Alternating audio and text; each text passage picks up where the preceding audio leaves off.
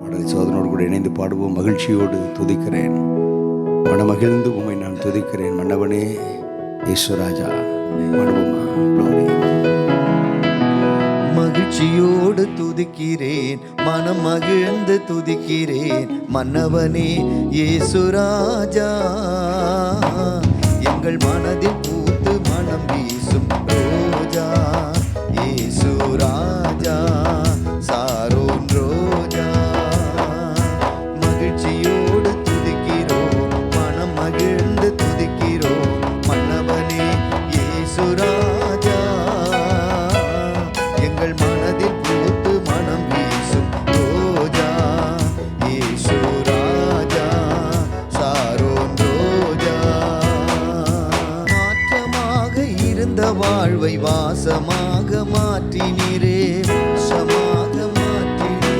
பாவியாக இருந்த என்னை பரிசுத்தனாய் மாற்றினீரே, பரிசுத்தனாய் மாற்றினீரே. நாற்றமாக இருந்த வாழ்வை வாசமாக மாற்றினீரே, வாசமாக மாற்றினீரே. பாவியாக இருந்த என்னை பரிசுத்தனாய் மாற்றினீரே, பரிசுத்தனாய் மாற்றினீரே. நல்லவரே வல்லவரே, நல்லவரே வல்லவரே. எங்களை வாழ வைக்கும் அன்பு தெய்வம் நீரே, எங்களை வாழ வைக்கும் அன்பு தெய்வம் நீரே. மகிழ்ச்சியோடு துதிக்கிறோம், மனம் மகிழ்ந்து துதிக்கிறோம் மன்னவனே இயேசுராஜா. எங்கள் மனதில் பூத்து மனம் வீசும் ரோஜா இயேசுராஜா, சாரோன் ரோஜா.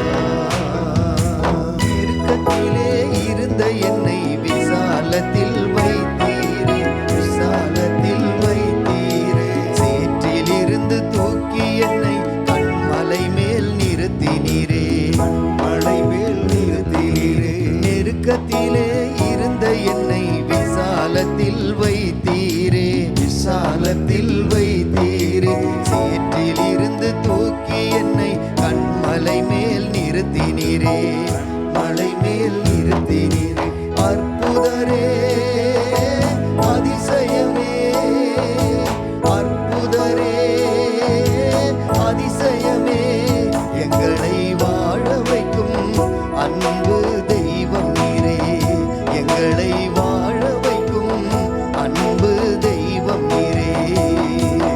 மகிழ்ச்சியோடு துதிக்கிறோம், மனம் மகிழ்ந்து துதிக்கிறேன் மன்னவனே இயேசுராஜா. எங்கள் மனதில் பூத்து மனம் வீசும் ரோஜா இயேசுராஜா, சாரோன் ரோஜா. தாயைப் போல என்னை அவர் சேர்த்தணைத்து கொண்டாரே, சேர்த்தணைத்து கொண்டாரே. தந்தை போல என்னை அவர் தோளில் தூக்கி சுமந்தாரே, தோளில் தூக்கி சுமந்தாரே. அப்பாவல்லோ அப்பாவல்லோ அப்பாவல்லோ அப்பாவல்லோ. பிள்ளையல்லோ செல்ல பிள்ளையல்லோ, நான் பிள்ளையல்லோ செல்ல பிள்ளையல்லோ. மகிழ்ச்சியோடு துதிக்கிறேன், மனம் மகிழ்ந்து துதிக்கிறேன் மன்னவனே இயேசுராஜா. எங்கள் மனதில் பூத்து மனம் வீசும் ரோஜா இயேசுராஜா, சாரோன் ரோஜா. மகிழ்ச்சியோடு துதிக்கிறேன், மனம் மகிழ்ந்து துதிக்கிறேன் மன்னவனே இயேசுராஜா. எங்கள் மனதில் பூத்து மனம் வீசும் ரோஜா இயேசுராஜா, சாரோன் ரோஜா இயேசுராஜா, சாரோன் ரோஜா இயேசுராஜா, சாரோன் ரோஜா. ஹல்லேலூயா. கரங்களை உயர்த்தி சொல்லுங்க, ஹல்லேலூயா. ஆமென். நம்முடைய வாழ்க்கையில் கர்த்தர் நம்மை எப்படியெல்லாம் மகிழ பண்ணினார் என்று சொல்லி இந்த பாடலின் ஒவ்வொரு சரணங்களும் சொல்லுகிறது. பாவியாக இருந்த என்னை பரிசுத்தனாய் மாற்றினார். நாற்றமாக இருந்த வாழ்வை வாசமாக மாற்றினார். அது மாத்திரமல்ல, நெருக்கத்தில் இருந்த என்னை விசாலத்தில் வைத்தார். சேற்றிலிருந்து தூக்கி என்னை கண்மலையின் மேல் நிறுத்தினார். அல்லேலூயா, அல்லேலூயா. எனவே வலது கரத்தை உயர்த்தி ஆண்டவரை பார்த்தப்பா, ஆண்டவரே எங்களுடைய முன் வாழ்க்கை ஆண்டவரே நாற்றமாக இருந்தது. ஆண்டவரே பாவியாக இருந்தோம். ஆண்டவரே அப்பா, அப்படிப்பட்ட நிலையில் இருந்த எங்களை ஆண்டவரே நீர் தேடி வந்து தெரிந்து எடுத்து, வலது கரத்தை உயர்த்தி சொல்லுங்கள், ஆண்டவரே தேடி வந்து தெரிந்து எடுத்து ஆண்டவரே எங்களை ஹல்லேலூயா எங்களுடைய வாழ்க்கையை மாற்றினீரே. சொல்லுங்கள், எங்களுடைய ஜீவியத்தை மாற்றினீரே. ஆண்டவரே உமக்கு ஸ்தோத்திரம், ஸ்தோத்திரம், ஸ்தோத்திரம், ஸ்தோத்திரம். ஆண்டவரே ஹல்லேலூயா எங்களை ஆண்டவரே பாவம் செய்ய வைத்து கொண்டிருந்த பிசாசினுடைய கையில் இருந்து எங்களை பிடுங்கி, ஓ ஹல்லேலூயா பரிசுத்தமுள்ள இயேசு கிறிஸ்துவினுடைய கரத்தில், ஓ ஹல்லேலூயா எங்களை ஹல்லேலூயா நீர் மாற்றினீரே. ஓ உமக்கு ஸ்தோத்திரம். சொல்லுங்கள், வாய் திறந்து சொல்லுங்கள். ஓ பாவியாக இருந்த நம்மை பரிசுத்தனாய் மாற்றினார் என்று சொன்னால், மாற்றினது இயேசு கிறிஸ்துவின் ரத்தம், மாற்றினது இயேசு கிறிஸ்துவனுடைய நாமம். ஓ தேவ பிள்ளைய, பிசாசினுடைய கையில் இருந்த உங்களையும் என்னையும் பரிசுத்தமுள்ள தேவனுடைய கரங்களில் கர்த்தர் நம்மை மாற்றினாரே. சொல்லுங்க, மாற்றினாரே, என்னை மாற்றினீரே. உமக்கு ஸ்தோத்திரம், ஸ்தோத்திரம், ஸ்தோத்திரம், ஸ்தோத்திரம், ஸ்தோத்திரம், ஸ்தோத்திரம். ஓ நெருக்கத்தில் இருந்த என்னை விசாலத்தில் கொண்டு போய் வைக்கும்படிக்காக ஆண்டவரே சிலுவையில் எனக்காக என் ஆண்டவராக இயேசு நீர் நெருக்கப்பட்டீரே, நெருக்கப்பட்டீரே. ஓ ஹல்லேலூயா எனக்காக இயேசு கிறிஸ்துவே நீர் நெருக்கப்பட்டீர், ஒடுக்கப்பட்டீர், அடிக்கப்பட்டீர், நொறுக்கப்பட்டீர். ஆண்டவரே கடைசி சொட்டு இரத்தத்தையும் ஆண்டவரே ஹல்லேலூயா எனக்காக சிலுவையில் சிந்தி கொடுத்தீரப்பா. ஓ என்னை விசாலத்தில் கொண்டு வந்து வைத்தருளும்படிக்காக இயேசு கிறிஸ்துவே நீர் எனக்காக ஓ ஹல்லேலூயா நெருக்கப்பட்டீர், ஒடுக்கப்பட்டீர். ஆண்டவரே உமக்கு ஸ்தோத்திரம். சொல்லுங்க, வாய் திறந்து உமக்கு ஸ்தோத்திரம். ஓ உமக்கு ஸ்தோத்திரம், ஸ்தோத்திரம், ஸ்தோத்திரம், ஸ்தோத்திரம், ஸ்தோத்திரம், ஸ்தோத்திரம். அப்பா உமக்கு ஸ்தோத்திரம் ராஜா, ஸ்தோத்திரம் ராஜா, ஸ்தோத்திரம் ஆண்டவரே உமக்கே ஸ்தோத்திரம், ஸ்தோத்திரம், ஸ்தோத்திரம், ஸ்தோத்திரம், ஸ்தோத்திரம். அது மாத்திரமல்ல, தாயை போல எங்களை அவர் சேர்த்தணைத்து கொண்டாரே, தந்தையை போல் எங்களை அவர் தோளில் தூக்கி சுமந்தாரே என்று சொல்லி நாங்கள் பாடினோம். ஆண்டவரே அப்படித்தானே நீர் எங்களை ஆண்டவரே கடந்த ஆண்டவரே 11 மாதமும் ஆண்டவரே தாயை போல தேற்றினீர். ஆண்டவரே தேற்றரவு அற்ற இடத்துல, தேற்றரவு இல்லாத சூழ்நிலையில் கர்த்தர் எங்களை நீர் ஆற்றினீர். சொல்லுங்க, தேற்றினீர், எங்களை திடப்படுத்தினீர், எங்களை பலப்படுத்தினீர். தகப்பனை போல எங்களை தோளிலே தூக்கி சுமந்தீர். சொல்லுங்க, உமக்கு சோத்திரம், சோத்திரம், சோத்திரம், சோத்திரம், சோத்திரம், சோத்திரம். உமக்கு சோத்திரம் என்று சொல்லி அப்படியே கண்களை மூடி, தாயை போல என்னை அவர் சேர்த்தணைத்து கொண்டாரே, சேர்த்தணைத்து கொண்டாரே. தந்தையை போல் என்னை அவர் தோளில் தூக்கி சுமந்தாரே, தோளில் தூக்கி சுமந்தாரே. கரங்களை உயர்த்தி சொல்லுங்க, அப்பா வல்லோ, அப்பா வல்லோ, அப்பா வல்லோ, அப்பா வல்லோ. பிள்ளையல்லோ, சொந்த பிள்ளையல்லோ, நீங்கள நானும் பிள்ளையல்லோ, செல்ல பிள்ளையல்லோ. மகிழ்ச்சியோடு துதிக்கிறேன், மனமகிழ்ந்து துதிக்கிறேன் மன்னவனே இயேசு ராஜா. மனதில் பூத்து மனம் வீசும் ரோஜா. சொல்லுங்க, இயேசு ராஜா. உங்க சத்தம் உயரட்டும். ரோஜா இயேசு ராஜா, சாரோன் ரோஜா. அப்பா, மகிழ்ச்சியோடு துதிக்கும்படி, மனமகிழ்ந்து உம்மை நாங்கள் துதிக்கும்படி கர்த்தர் இந்த நாளிலும் துதிப்பதற்கு தேவையான ஆண்டவரே கிருபையை, பலனை கர்த்தர் நீர் எங்களுக்கு தந்தீரே. சொல்லுங்க கரங்களை உயர்த்தி, தந்தீரே உமக்கு நன்றி, நன்றி, நன்றி, நன்றி, நன்றி. தகப்பனை போல நீங்கள் தோளில் சுமக்கிறத நாங்கள் பார்க்கும்போது நீங்கள் எங்கள் மேலே வச்சிருக்கிற அன்பு எவ்வளவு பெரியது, நீங்கள் எங்கள் மேலே வைத்திருக்கிற உங்கள் கிருபை எவ்வளவு பெரியது, நீர் எங்களுக்கு ஹல்லேலூயா காண்பித்திருக்கிற தயவு எவ்வளவு பெரியது. அப்படி கரங்களை உயர்த்தி, உங்க அன்பு பெரியது, உங்க இரக்கம் பெரியது, உங்க கிருபை பெரியது, உங்க தயவு பெரியது. நன்றி என்று சொல்லுகிறேன் நாதா, நாவாலே துதிக்கிறேன் நாதா.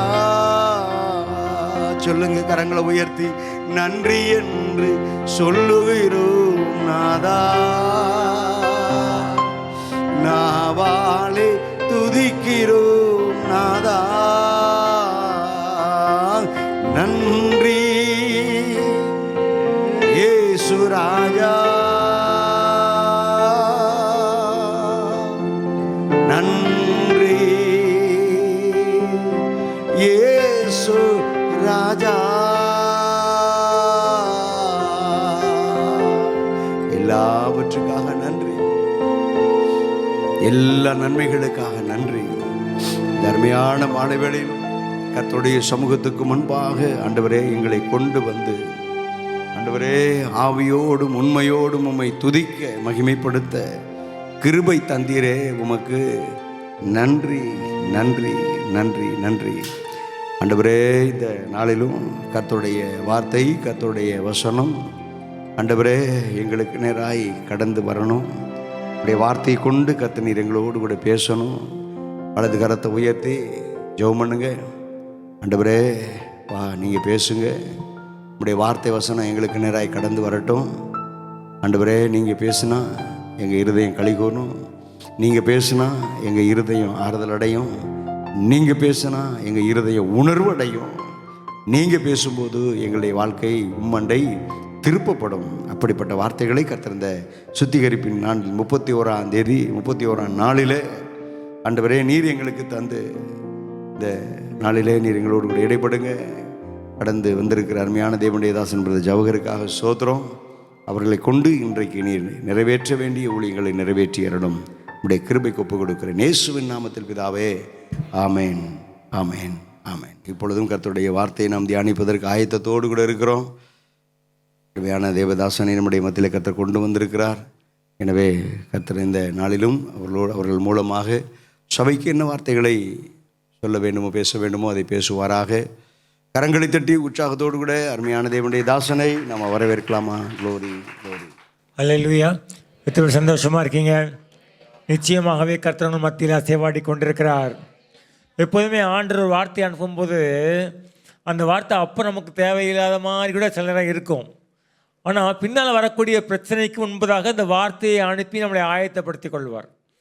அப்போ யுத்தம் போல போராட்டங்களை போல வரும்பொழுது இந்த வார்த்தை நமக்கு ஏற்கனவே வந்து நம்மளை ஆயத்தப்படுத்தி வைத்திருப்பதினால அந்த பிரச்சனையை நம்ம என்ன பண்ணலாம், எளிதாய் மேற்கொள்ளலாம்.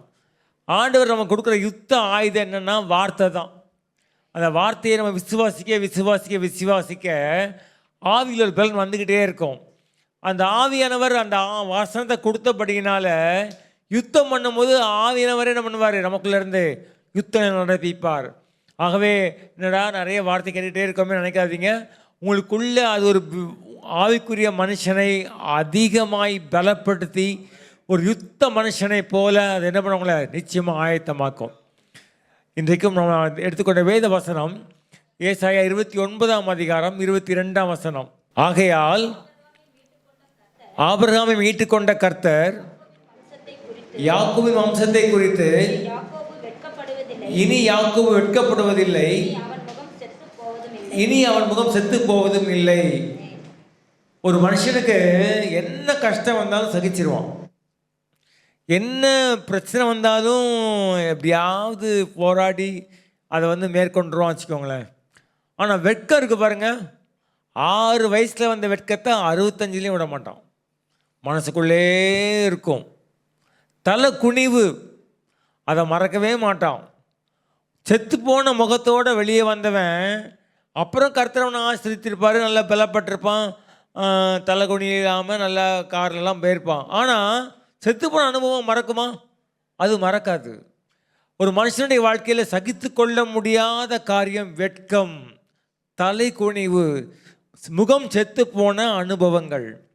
ஆனால் இங்கே ஆண்டவர் சொல்கிறாரு, இனி யாக்கோபின் முகம் வெட்கப்படுவதில்லை, இனி அவன் முகம் செத்து போவது. நல்லா தெரியும் ஆண்டவருக்கு வெட்கனா என்னன்னு தெரியும். வெட்கப்படுதல் எவ்வளவு ஆழமாக இருதயத்துக்குள்ள காயத்தை உண்டாக்குன்றது தெரியும். முகம் செத்து போன அனுபவங்கள் அவன் வாழ்க்கையில் மறக்க முடியாத ஒரு நிந்தைன்றது ஆண்டவருக்கு தெரியும்.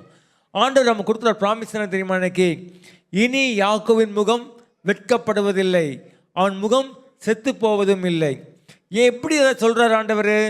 முதல் வரி சொல்லுது பாருங்க, ஆபிரகாமை மீட்டு கொண்ட கர்த்தர். அப்போ ஆபிரகாமை ஆண்டவர் எப்படி மீட்டு கொண்டாரோ அதே வல்லமையில், அதே வழி நடத்துதல், அதே ஞானத்தில், அதே கிருபையில் யாக்கோபின் முகத்தை செத்து போக விடாமல் தடுத்துருவார். உங்கள் வாழ்க்கையில் ஆண்டவர் ஒருவேளை அப்படிப்பட்ட அனுபவங்கள் வந்திருக்கலாம். அந்த அனுபவங்களினால இன்றைக்கும் உங்கள் உள்ளத்தில் காயங்கள் வந்திருக்கலாம். ஆனால் கர்த்தர் சொல்கிறாரு, இனிமேல் வெட்கப்பட மாட்ட, தலகுனிய மாட்ட, செத்து போகவும் மாட்ட. கர்த்தர் உன்னை மேன்மையாக வைப்பார். வெட்கத்துக்கு பதிலாக இரட்டத்தனையான பலன். வெட்கப்பட்ட தேசங்களிலெல்லாம் கர்த்தர் உங்கள் தலையை உயர்த்துகிற ஆண்டவர்.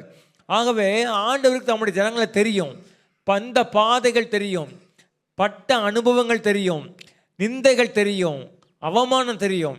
எனக்கு தெரிஞ்ச ஒரு தேவனுடைய பிள்ளை இருக்கார், விசுவாசி தான். அவர் வந்து நல்லா டிப்டாப்பாக ட்ரெஸ் பண்ணுவார். ஆனால் ரொம்ப வறுமை, அவருக்கு பயங்கரமான வறுமை. அப்போது நம்மளாம் ஷூ வாங்க போகிறதில்ல, அப்போல்லாம் நாங்கள் ஷூ வாங்க போட்டதில்லை. அவர் ஷூலாம் வாங்கி டிப்டாப்பாக ட்ரெஸ் பண்ணுவார். அப்போ என்ன நடந்தது அப்படின்னா, அவர் கிட்டார் கிளாஸ் எடுப்பார், டியூஷன் எடுப்பார். அப்போது வீடுகளில் போய் கிட்டார் கிளாஸ் எடுப்பார், வீட்டுக்கு வந்தவங்ககிட்ட கிட்டார் கிளாஸ் எடுப்பார், ஸ்கூல்ஸில் போயெல்லாம் எடுப்பார். அப்போ சொற்ப வருமானம் தான் அவருக்கு. அப்போது ஒரு நாள் என்ன செய்வார்னா, ஒரு வீட்டுக்கு போகிறதுக்கு என்ன செய்வார்னா, சைக்கிள் வாடகைக்கு எடுப்பார். இப்போல்லாம் சைக்கிள் இல்லை, பைக்கே வாடகை கிடையாது. ஆனால் சைக்கிள் வாடகைக்கு எடுக்க போவார். போய் அவன்கிட்ட சைக்கிள் கேட்டார். சைக்கிள்காரன் அப்படி கொடுத்துக்கிட்டே இருந்தான். ஒரு தினம் எடுப்பார், அந்த இடத்துக்கு போவார், டியூஷன் எடுப்பார், வந்துடுவார். அப்போ ஒரு நாள் அப்படி எடுக்கும்போது, சார் சைக்கிள் இல்லை உங்கள்கிட்ட, சைக்கிள் இல்லை உங்கள்கிட்ட அப்படின்னோடனே சர்ன்னு ஈட்டிப்பா அந்த மாதிரி ஆயிடுச்சு அவருக்கு. கத்திரத்தை கொடுத்துருவாருப்பா எனக்கு அப்படி சொல்லிட்டாரு. அந்த அந்த கண்ணீரை அடக்க முடியாமல் கத்தர் கொடுத்துட்டாருப்பா அப்படின்னாராம்.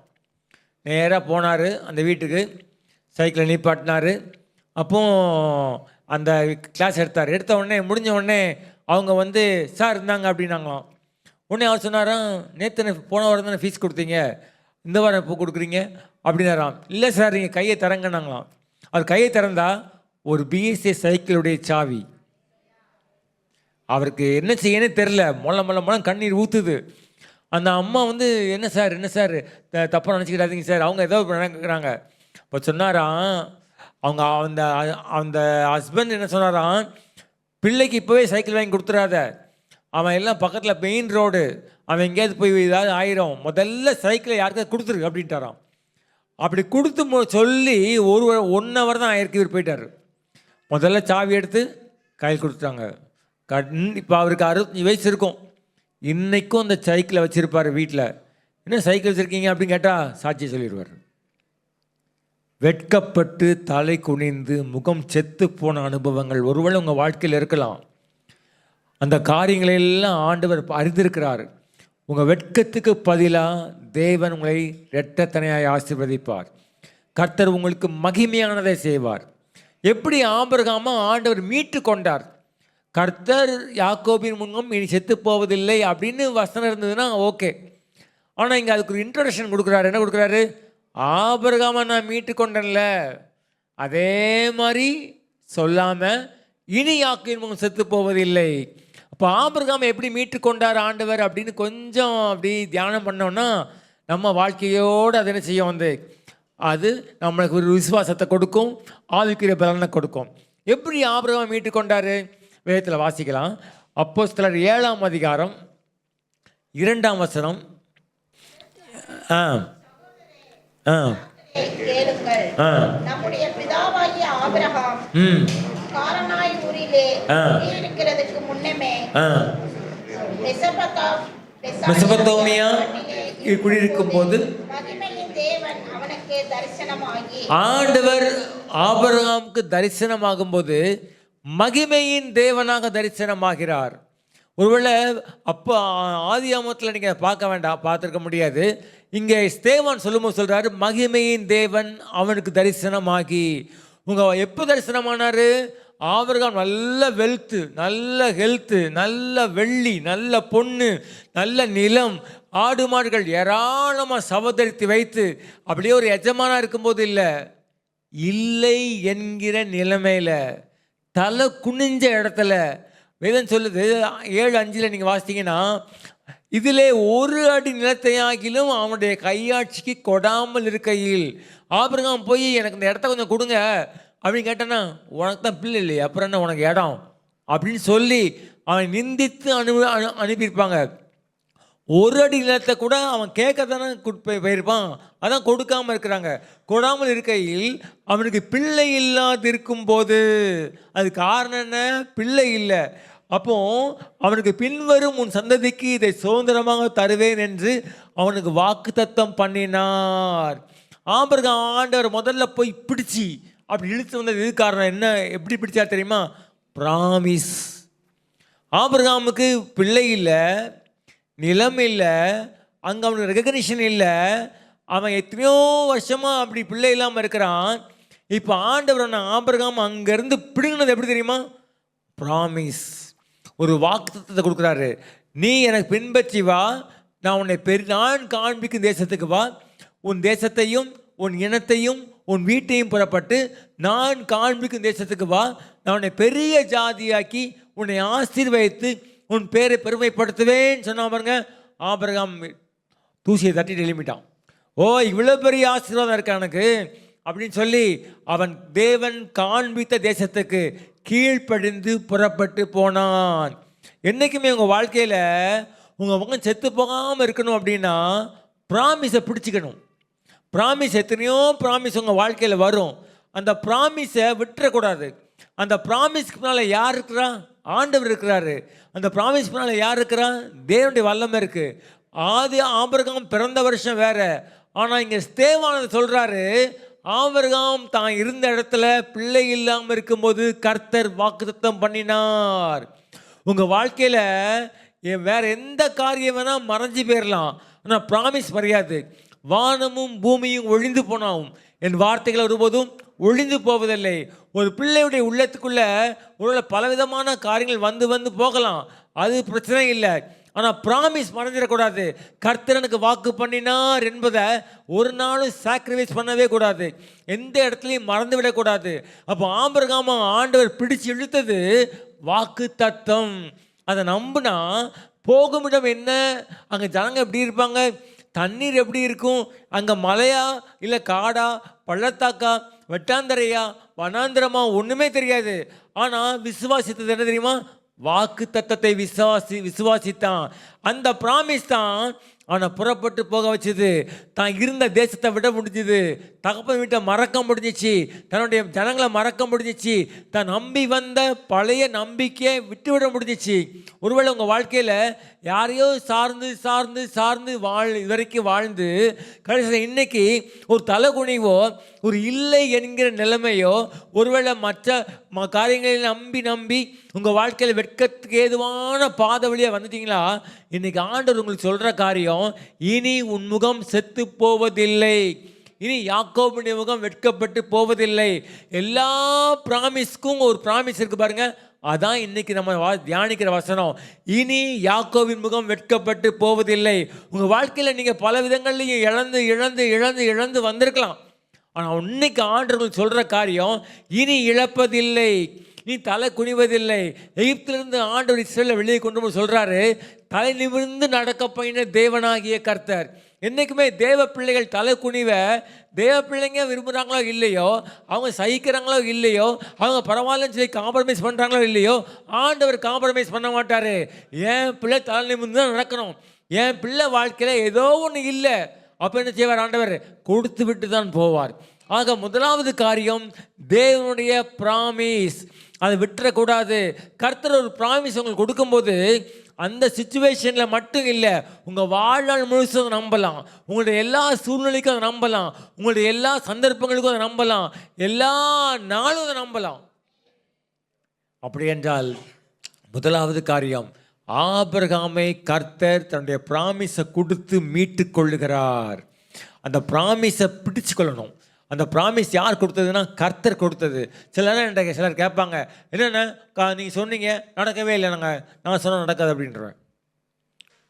நான் சொன்னது எப்படி நடக்கும்? நடக்காது. நான் சொன்னது நீ கர்த்தர் சொன்னதா விசுவாசித்தா அது உனக்கு நடக்கும். ஏன்? ஆபிரகாமுடைய கடைசி நாட்களில் அவன் குழந்தை பெறுவதை தாமதித்து கொண்டே போகுது, நம்ம தெரியும். அவன் வாக்குத்தத்தம் பண்ணினவர் வல்லமை உள்ளவர் என்று விசுவாசித்து முழு நிச்சயமாய் நம்பி கர்த்தரை மகிமைப்படுத்தி விசுவாசத்தில் வல்லவனானான். பிராமிஸ் உங்களுக்கு வல்லமை, பிராமிஸ் உங்களுக்கு நிலைவேறும். பிராமிஸ் தேவனுடைய வல்லமையை உங்களுடைய இல்லாமையில் என்ன பண்ணும்? வெளிப்படுத்தும். சாராளும் அவரை விசுவாசித்து கர்த்தர் உண்மையுள்ளவர் என்று விசுவாசித்து சைரம் செத்து போச்சு, அந்த பலவீனத்திலையும் பலனடைந்து கர்ப்பம் தரிக்கிறவளாய் மாறினாள். பிராமிஸ் உங்கள் வாழ்க்கையில் கிரியை செய்யும், பிராமிஸ் உங்களுடைய சூழ்நிலையில் கிரியை செய்யும், பிராமிஸ் உங்கள் சைரத்தில் கிரியை செய்யும், பிராமிஸ் உங்கள் குடும்பத்தில் கிரியை செய்யும், பிராமிஸ் உங்களுடைய பிள்ளைங்க வாழ்க்கையில் கிரியை செய்யும், பிராமிஸ் உங்களுடைய ஆவிக்கு வாழ்க்கையில் கிரியை செய்யும், பிராமிஸ் உங்களுடைய கர்ப்பத்தின் கனியில் கிரியை செய்யும். மறந்துவிடக்கூடாது. நிறைய பேர் இன்றைக்கி சில சர்ச்சைக்கு நான் போவேன், மாத கடைசியில் போவேன், என்ன ப்ராமிஸ் கொடுத்தாங்க 1ஆம் தேதினா நிறைய பேருக்கு சொல்ல தெரியாது. ஒரு சகோதரி இருக்காங்க, அவங்க கையில் எப்போதும் டைரி இருக்கும், உங்களை மாதிரி வச்சுருப்பாங்க, எல்லாம் அழகாக எழுதுவாங்க. நான் கேட்பேன், இவ்வளோ எழுதுறீங்களே திரும்பி பார்ப்பீங்களான்னு கேட்பேன். அவங்க சொல்லுவாங்க, எவ்ரிடே நான் ஜெபம் முடித்த பிறகு இந்த ப்ராமிஸ் அறிக்கை செய்வேன். இந்த காரியங்கள் ஏதாவது பொறுமையை பற்றி பேசியிருப்பாங்க, கீழ்ப்படுத்தலை பேசியிருப்பாங்க, அன்பை பேசியிருப்பாங்க, அப்புறம் ஜபத்தை பேசியிருப்பாங்க, உபவாசத்தை பேசியிருப்பாங்க, கிருபை பேசியிருப்பாங்க. அதை நான் அறிக்கையிட்டு ஜெபம் பண்ணுவேன். ஆண்டவரே கிருபையை தாங்க, இரக்கத்தை தாங்க, கீழ்ப்படுத்தலை தாங்க, பரிசுத்தத்தை தாங்க, ஆண்டவரே கண் விழிப்பை தாங்க, ஆண்டவரே முயற்சி எடுக்கணுன்றாங்க அது தாங்க என்று சொல்லி அதில் சொல்லப்பட்ட காரியங்களுக்காக நான் ஆண்டவர்கிட்ட ஜபித்து ஒப்பு கொடுப்பேன். ஒரு சாதாரண ஆஃபீஸில் டைப்பிஸ்டாக இருந்தாங்க, இன்றைக்கி பல கோடிகளுக்கு அதிபதியாக இருக்காங்க. என்றைக்குமே வாக்கு தத்தம் ஃபெயில் ஆகாதுங்க, வாக்கு தத்தம் பின்வாங்காதுங்க. வாக்கு தத்தத்தின் எஜமானர் விட்டுற மாட்டாருங்க, நீங்கள் விட்டுறாதீங்க. முதலாவது ஆபிரகாமை கர்த்தர் ப்ராமிஸை கொடுத்து மீட்டு கொண்டார். அவனை மட்டுமா மீட்டு கொண்டார்? அடுத்தது ஆபிரகாமுக்கு யார் பிறந்தா? ஈசாக்கு பிறந்தாப்புல. ஈசாக் கேராரிலே வாசம் பண்ணினான். கேராரில் ஈசாக்கு வாசம் பண்ணி கொண்டிருக்கும்போது அந்த தேசத்தில் பஞ்சம் உண்டாயிடுச்சு. பஞ்சம் உண்டானோடனே ஈசாக்கு என்ன நினைக்கிறாரு? எகிப்துக்கு போயிடலாம். பஞ்சனாலே அந்த காலத்தில் எகிப்துக்கு போயிடுவாங்க பொழுது. ஸோ அங்கே போயிடலாம் நினைக்கிறாரு. உடனே ஆண்டவர் ஈசாக்கு தரிசனமாகி, உன் தகப்பனாகிய ஆபிரகாம் என் சொல்லுக்கு கீழ்ப்படிந்து இந்த தேசத்தில் வாசம் பண்ணினான், நீ இங்கே இருந்தீன்னா நான் உன்னை ஆசீர்வதிப்பேன் அப்படி சொல்கிறாரு. அப்போ ஆண்டவர் சொன்ன வார்த்தையை விசுவாசித்தான். என்ன இது பஞ்சம்ன்றாரு, பஞ்சம் வந்தால் செத்துல போவாங்க, இவர் இங்கேயே இருன்றாரு, இங்கேயே இருன்றாரு, எப்படி நான் இருக்கிறது என்று சொல்லி யோசித்திருந்தால் ஈசாக்கு எகிப்துக்கு போயிருப்பான். ஆனால் ஈசாக்கு எகிப்துக்கு போகலை. ஈசாக்கு கர்த்தர் சொன்ன ப்ராமிஸை நம்பி அங்கேயே இருந்தாப்புல. வேதம் சொல்லுது, அந்த தேசத்தில் அந்த வருஷத்தில் ஈசாக்கு விதைத்தான், கர்த்தரை 100 மடங்கு ஆசீர்வதித்தார்.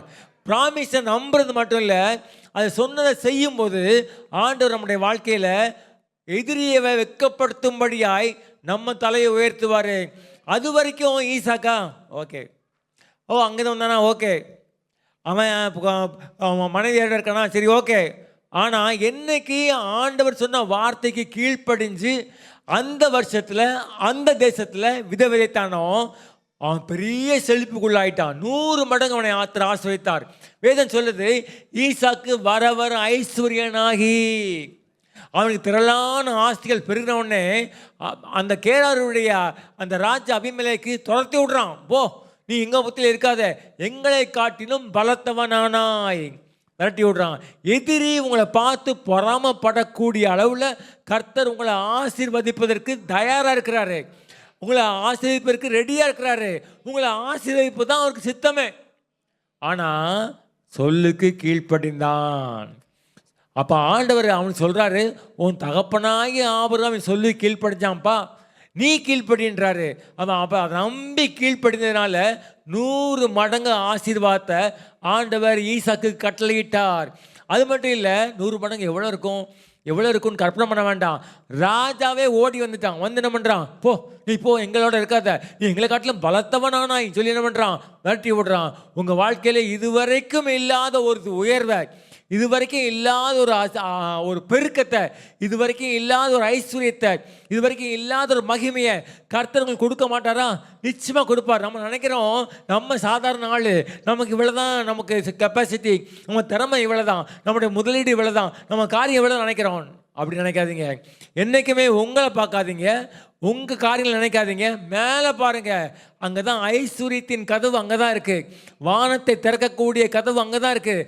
அங்கேருந்து ஆண்டவர் உங்களுக்கு அனுப்பும்போது அதை உலக மனுஷர்கள் பார்க்கும்போது, எங்களை காட்டிலும் பலத்தவனானாய், எங்களை காட்டிலும் பலத்தவனானாய். ஆண்டவர் தன்னுடைய பிள்ளைகளை இன்றைக்குமே மகிமைக்குள்ளே தான் அழைக்கிறாரு. எங்கே அழைக்கலை, மனமடிவுக்கு அழைக்கலை, எங்கே அழைக்கலை, இல்லாமைக்கு அழைக்கலை, எங்கே அழைக்கலை, அவர் தலை செத்து போகிற அனுபவத்துக்கு அழைக்கலை.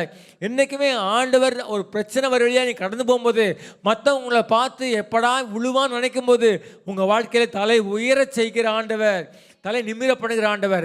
ஈசாக்கு அந்த இடத்துல இருக்கும்போது கர்த்தர் அவனை ஆசீர்வதித்து அவனை உயர்த்துகிறார். சரி, யாக்கோபு எடுத்துக்கொள்ளுங்க. ஆபிரகாம் எடுத்தாச்சு, ஈசாக்கு எடுத்தாச்சு, யாக்கோபு எடுத்துக்கொள்ளுங்க. யாக்கோபு இப்போ ஈசாக்கோட இருக்கிறாரு. அப்போ கூடாரவாசியும் குணசாலியுமா இருக்கிறாரு. ஆடுகள், மாடுகள், ஒட்டகங்கள் எல்லாம், வேலையாட்கள், வேலைக்காரிங்க எல்லாம் இருக்கிறாங்க. இப்போ ஏசாவோட சின்ன பிரச்சனை வந்துட்டு, அப்போ ஏசா என்ன பண்ணுறான் தெரியுமா? டைம் வரும், யாக்கோபு என்ன பண்ணுறேன், போட்டு தள்ளிடுவேன்றான். அப்போ அவனை கொன்று போடுவேன்றான். ரெபேக்காள் பார்க்குறா, ஐயோ அவனை கூப்பிட்றா, யாக்கோபு கூப்பிட்டு, 2 பேரையும் நான் ஒரே நாள் இழக்க முடியுமா? இழந்து போக மாட்டேன், முதல்ல நினைமண்ண என் தம்பியாகிய லாபான் வீட்டுக்கு போன்றான். இப்போ நல்லா யோசித்து பாருங்கள். யாக்கோபுக்கு இவ சொல்லி தான் ட்ரெஸ்ஸை மாற்றி விட்டா. ஏசா மாதிரியே அம்மா சொல்லி தான் போய் என்ன பண்ணோம், பொய் சொன்னோம். அம்மா சொல்லி தான் போய் ஆசீர்வாதத்தை வாங்கினோம். அப்போவே நான் சொன்னேன், ஒருவேளை எங்கள் தகப்பன் நான் பொய் சொல்கிறேன்னு கண்டுபிடிச்சா ஆசீர்வாதத்தோட சாபத்தை கொடுத்துருவானே அப்படின்றா. உடனே அவள் சொல்கிறா, உனக்கு வர சாபம் எனக்கு வந்துட்டு போகுது அப்படின்றா.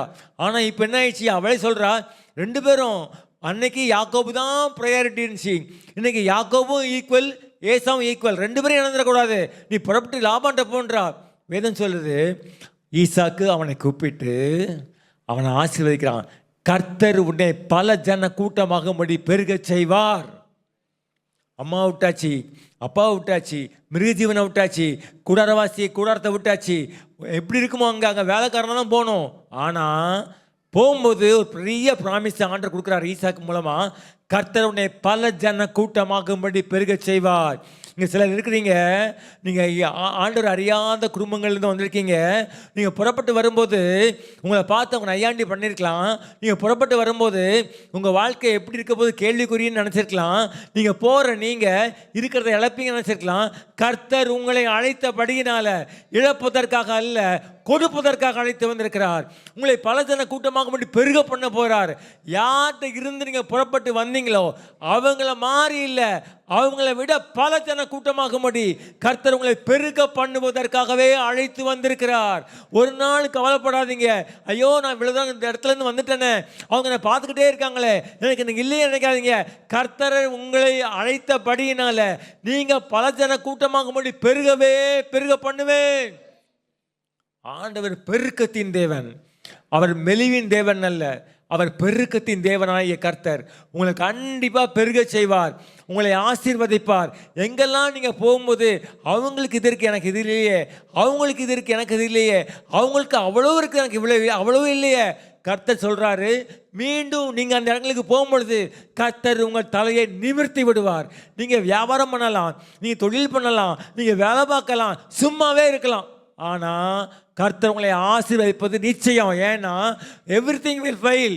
ஆனா தேவனுடைய ப்ராமிஸ் ஒரு நாளும் ஃபெயில் ஆகாது, தோற்று போகாது. கர்த்தர் உங்களை தலை நிமிரச் செய்து உங்களை ஆசீர்வதிப்பது நிச்சயம். ஆபிரகாமுக்கு ப்ராமிஸ் பண்ணாரு, நிறைவேற்றினாரு. ஈசாக்கு ப்ராமிஸ் பண்ணாரு, நிறைவேற்றினாரு.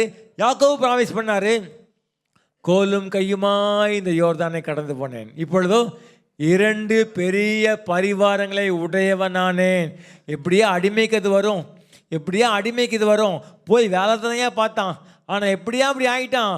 அந்த லாபானே சொன்னான், என்னப்பா நான் செய்கிற, நீ கலைஞ்சி போகிறன்றிய, ஒரு என்ன உனக்கு எவ்வளோ சம்பளம் தர அப்படின்னு சொல்லி பார்ட்னர்ஷிப் போட்டான். 14 ஆண்டுகள் வேலை செய்த யாக்கோபு அடுத்த 6 ஆண்டில் லாபானை பீட் பண்ணான்.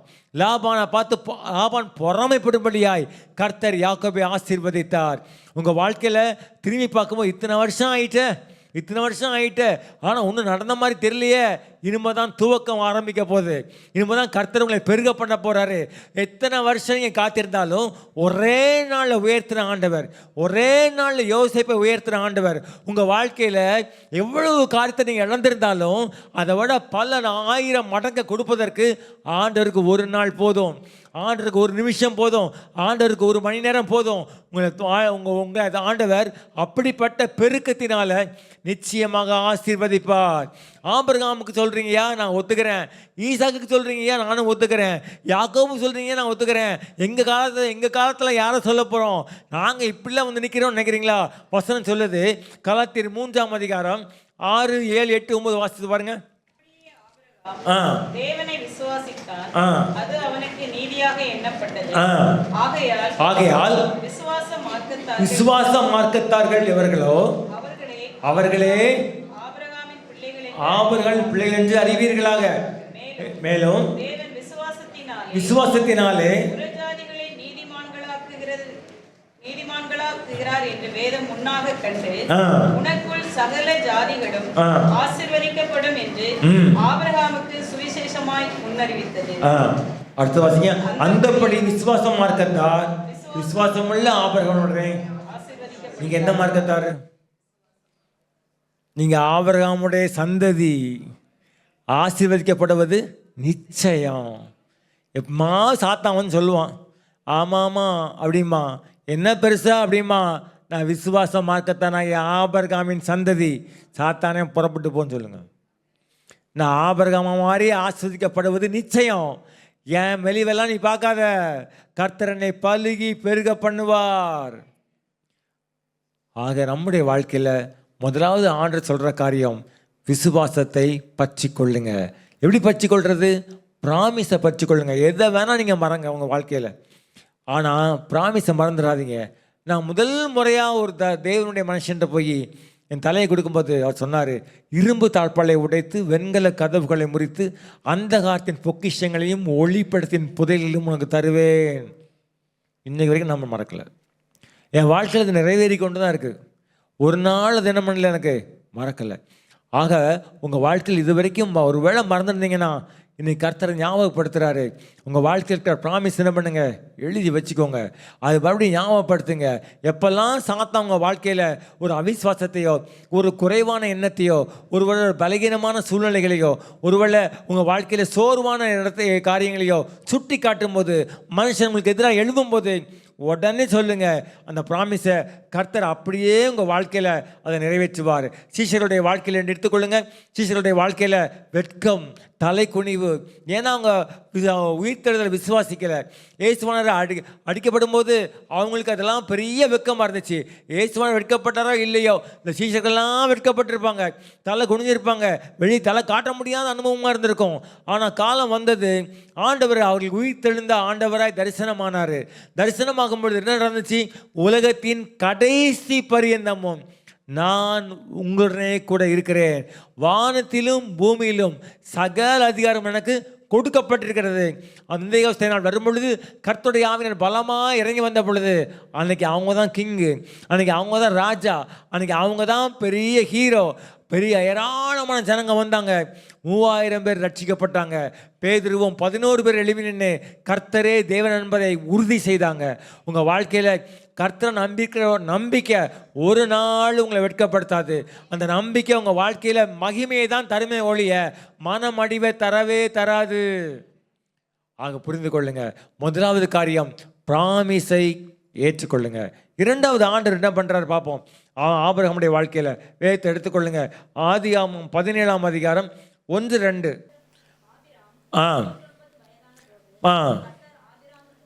தரிசனமாகி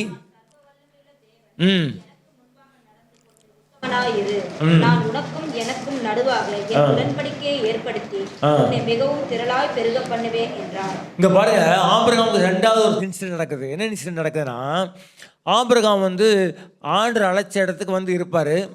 அங்கே தரிசனம் ஆவார், அங்கே பலிபீடம் கட்டுவார், அங்கே இருப்பார். திடீர்னு பார்த்தீங்கன்னா 12ஆம் அதிகாரத்தை வாசித்து பாருங்கள். ஆதியாகமம் 12 நீங்கள் வாசித்தீங்கன்னா தெரியும். அவ்விடம் விட்டு பெயர்ந்து, ஏன் ஆண்டவர் தரிசனமானார் சொன்னார், ஒன்றுமே இல்லை. அந்த இடத்த விட்டு அடுத்த இடத்துக்கு போயிடுவார். அங்கே போய் இருப்பார். திருப்பி என்ன செய்வார், அதையும் விட்டுட்டு இன்னொரு இடத்துக்கு போயிடுவார். அந்த இடத்துக்கு போன பிறகு பஞ்சம் வந்துடும். பஞ்சம் வந்த உடனே முதல்ல சொன்ன மாதிரி ஆபிரகாம் எங்கே வந்துடுவார்னா எகிப்துக்கு வந்துடுவார். எகிப்துக்கு வந்த உடனே எகிப்தின் ராஜாவாகிய பார்வோன்ட்ட போய் எல்லாரும் புகழ்வாங்க. ஐயோ, இந்த சாராளை பார்த்தீங்களா, ரொம்ப அழகாக இருக்கா அப்படின்னு சொன்னாங்க. உடனே ஆபிரகாம் பார்ப்பாரு, என்ன சாராளை வேணுன்றதுக்காக என்ன கொண்டு போட்டுருவாங்கன்னு சொல்லி என்ன பண்ணிடுவார், சகோதரி தான்ன்றவார். நீ சகோதரின்னு சொன்னா என்ன, நீ மனைவின்னு சொன்னா என்ன, அவன் பிடிச்சிட்டு போயிட்டான். வேதத்தில் பார்த்தீங்கன்னா சாராளை பிடித்து கொண்டு போயிடுவான்.